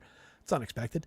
Mix and match quality, and he's had a bad year overall, so that it pretty much explains why his numbers against lefties are so out of line. But in seasons past, he's been a lefty killer. Patty Bailey for 42.28, another effective catcher for a fair price. 269, 340. Love the on base. Correlated scoring, 116 WRC plus with a little bit of power. 6 home runs, 41.2% hard hits. Not a bad option. Tyler Estrada underperforming his talent this year. 9 home runs, just a 146 ISO, 82 WRC plus. Very, very limited slash line this year. Luis Matos has been exceptionally low strikeout in a limited number of plate appearances. That said, 4 home runs is okay, but everything else kind of weak. Mix and match quality. Tyler Fitzgerald, 38-24 across sites. Reasonable enough output. 7 steals in 82 plate appearances, getting on at a 329 clip and creating runs in a positive sense. A wraparound play if you're building a bunch of giant stacks. Blue Jays to round things out on their side, facing a high-quality Blake Snell. But again, a pitcher who won't be in there for a full start. Will definitely have a or does struggle with the walks historically. And is facing a team with, 7 hitters, 6 hitters with double-digit walk rates so far this year. So he does feed into what the Blue Jays do well a little bit. It's just they've been really scuffling all season for a lot of these guys. George Springer still ridiculously low-end season at him. 6 points below average for runs. 10 homers and 9 steals is down over 343 plate appearances. And the triple slash is way, way down. Still not striking out, still drawing walks. The ability to have big days, but it's been few and far between. The price is way down, so all of that is baked into the pricing at least a little bit, but concerning year for Springer up top. Danny Jansen, like the catcher power, limited strikeouts, a lot of walks. He's got 5 home runs in 199 plate appearances. That said, everything else about him has been pretty disappointing this year. Vladdy has been absolutely tremendous this year. Don't buy into what the mass media wants to tell you. 13 home runs at 165 ISO. Those numbers have climbed dramatically over the last few weeks. 12.7% barrels, 55.8% hard hits, 16.4% strikeouts, 10.5% walks. He's going to end the season at very, very Vladdy Guerrero type numbers. Tremendous hitter. Justin Turner, 36.28, has continued being pretty limited. The on base is okay at 352. It's been a good correlated scoring option.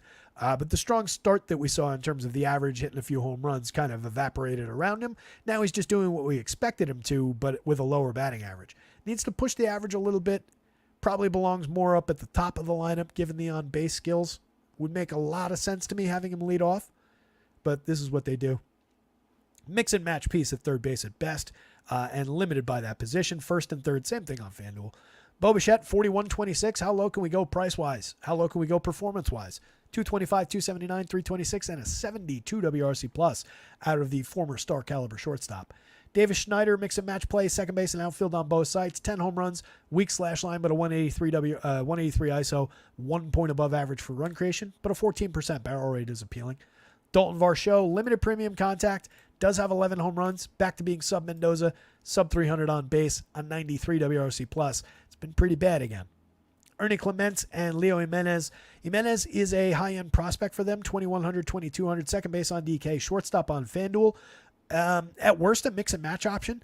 A lot of on-base skills, low strikeout, very good hit tool. Joker, calm down. Whoa, hey. Dog's under the desk. I think he was asleep. He just started scratching his side in his sleep and shook the world like an earthquake. Twins, White Sox, PPD. Knew that was coming. Glad we didn't take too much time on that game. So Jimenez is at least in consideration, like if you're building a bunch of Blue Jay stacks, but another player would benefit by hitting higher up in the lineup. A lot of multi-position, a lot of inexpensive hitters, but limited by Snell in all likelihood. Again, though, if they have everybody together on a good day, out on the right foot, they could exploit the high walk rates, and then it's a matter of, do we get to a Vladdy with runners on base and he comes through? Do we get a good day at a Bo Bichette with runners on base, and so on and so forth? Probably a four corners game. I'm going to say Kikuchi, followed by Giants bats. Pretty close there. Followed by Blake Snell with his innings limitation, followed by the Blue Jays. One last time on this pitching board, and we're going to fire through this because we're at 6:15. Chris Sale, believably, easily up at the top of the board. Very expensive, also very worth paying for. By far the best pitcher on this slate. That said, he's got some competition. You know, Logan Gilbert is a tremendous option. He's a lot cheaper on both sites, significantly cheaper on DK at $9,700. Also cheaper than Ronel Blanco a couple spots lower than him on both sides. Love the Gilbert option, and if he falls by the wayside popularity-wise, I do think he can make up a few strikeouts against that team. Got great depth of start, good angle toward the quality start with his team aligned against a really bad pitcher. Even as disappointing as they've been, I think he's got win equity, definitely has quality start upside and some strikeouts. Ober's off the board, no White Sox game. That sucks for DK at 8,700. Ronel Blanco, very highly priced. Becomes a little bit more easy to play taking Ober out of the equation, especially on FanDuel because he's similarly priced over there. Fantastic matchup. Just a pitcher I don't wholeheartedly believe in the results we've seen. And I think we've got a lot of evidence that we looked at earlier in the show, so you can rewind and hear that. A lot of evidence to say that we're right about that. And at some point, might not be tonight, he could easily succeed against a really bad Marlins team. At some point, he's going to get got. And I don't want to be a part of it when it happens, and especially at 10,300, 10,000. I don't want to be a part of it. But does have a little bit of a ceiling on him and a very strong median at that price. Nick Lodolo, just limited a little bit by the ballpark and potentially by some innings in his first start back from that finger issue. Didn't make any rehab starts. Don't know what we're getting as far as a pitch count. Does have high-end stuff. Does have some significant strikeout opportunity. I just don't love paying 10-5 for that kind of a pitcher in this ballpark, even against a very low-end Colorado team. I believe in the projection. I believe he's got a ceiling beyond that projection. I like it a whole lot better on DraftKings. Don't love the price on FanDuel, and there's reason to believe that some of those Rockies bats might be able to find success. Max Scherzer, love 9,300. Absolutely fire away with Max. I think we're getting a full start and should have a lot of quality by comparison to the guys higher on the board. Do believe in Yusei Kikuchi with that strikeout potential, but again, there are some pretty scary numbers with San Francisco leading the league for run creation against lefties this year, with some very, very good slash lines, some very good right-handed power bats, a very good lefty in Michael Conforto. Given Kikuchi's downside that we've targeted over the years, that is an equal opportunity spot on both sides. He's too cheap to say that I don't like him, because I do, and I think he's very effective at those prices. But my danger light is blinking a little bit more for him, given that discovery about the Giants. I knew they were good against lefties. I didn't know they were quite that good. So, again, it's just the blinking light saying danger in the corner of my eye. But I do think that price is very appealing. Might be more of a trap now, or always was. But we might have uncovered the reason that he's a bit of a trap there. I'm not comfy with it, as you can tell. Gallen, potentially under-projected, honestly, against the gettable Braves lineup. He's very good. 97.89 across sites, easy to afford. It's just Max is more appealing at 93 against a weaker Angels lineup. On the wrong day, that Braves lineup could certainly explode. Jake Irvin, I just don't like where he's priced, 9,600, 9,100. Could find some success against the Mets. That said, we do have, looks like it's gotten cloudier, more approaching some rain, so some rain probably will blow through. Doesn't seem like it's a concern in that game at all, but the winds are blowing out in Queens. Looks more like a spot for Mets bats for me. And if he's drawing any kind of popularity with some other high-end pitchers coming off the board, I'm happy to target that. He's been successful this year, but he hasn't been high-end. Blake Snell for just 76, 78. Any concerns about short starts or quality of opponent or walks or any of that is just baked into the price. You can absolutely play him as a value pitcher on this slate. Brian Bayo could definitely get the athletics. That said, I do like a little bit of the athletics side of that one. But I would go back to this comparison, actually. I maybe even in the hitting conditions, that becomes a little bit more of a tie now, because the Athletics are imminently more gettable for him than the Giants are maybe for Yusei Kikuchi. That drew a little bit closer in my mind for two similarly priced pitchers on both sides. Fede for me was, that game's not playing. He was a hard no, and that game's not playing now, so don't play him. Colin Ray, I do think is one of the bottom of the barrel type options. Just a good matchup against Pittsburgh, but he gives up a ton of power. They were showing a little bit of power, but now it's the Pittsburgh lineup with no McCutch and no O'Neal Cruz. So I think that benefits the Ray shares. He could see a couple of points bump if we reprojected it, might land up here and become kind of comparable to Bayo and Yusei Kikuchi just from a lower end starting point. Jose Quintana for me is a no. Adam Mazur for me is a no, but I get it because he's super cheap on DraftKings. So if you wanted to SP2 Adam Mazur a couple of times, you're probably not going to succeed, but he's very cheap. Contreras, I don't think you get the innings in a bad matchup at 55. Honestly, Rogers at 5,000 is probably one of the more realistic dart throw value guys from the bargain bin there. I just don't think it's going to work. I hate the matchup against Houston. It's not a team I ever like to target with pitching unless I'm getting an absolute ace. And Rogers is nowhere near that. I just think among all those guys, he's got more realistic innings. Estes for me is a big no against the team with 2 runs higher implied total than anybody else on the board.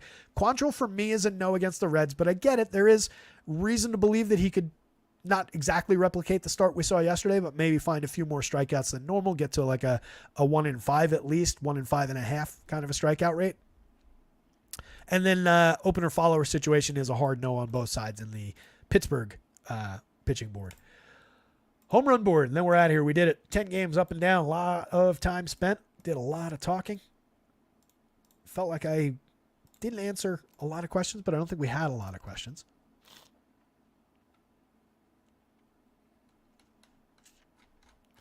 Any questions that you guys do have lingering, just hop into the Discord, ask them in there. I'll be around. I'll be updating the site in the next couple of minutes.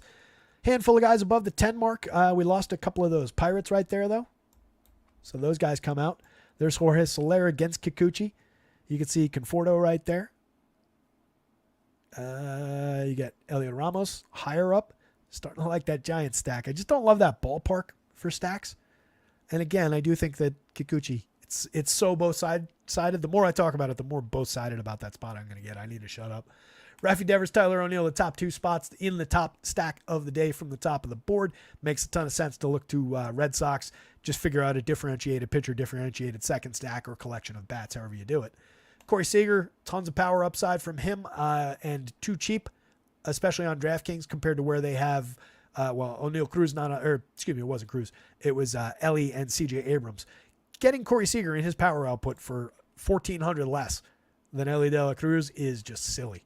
Love the Ranger stack there. Mets showing a little bit of power upside. Jazz on the other side of that Marlins game showing a little bit of life.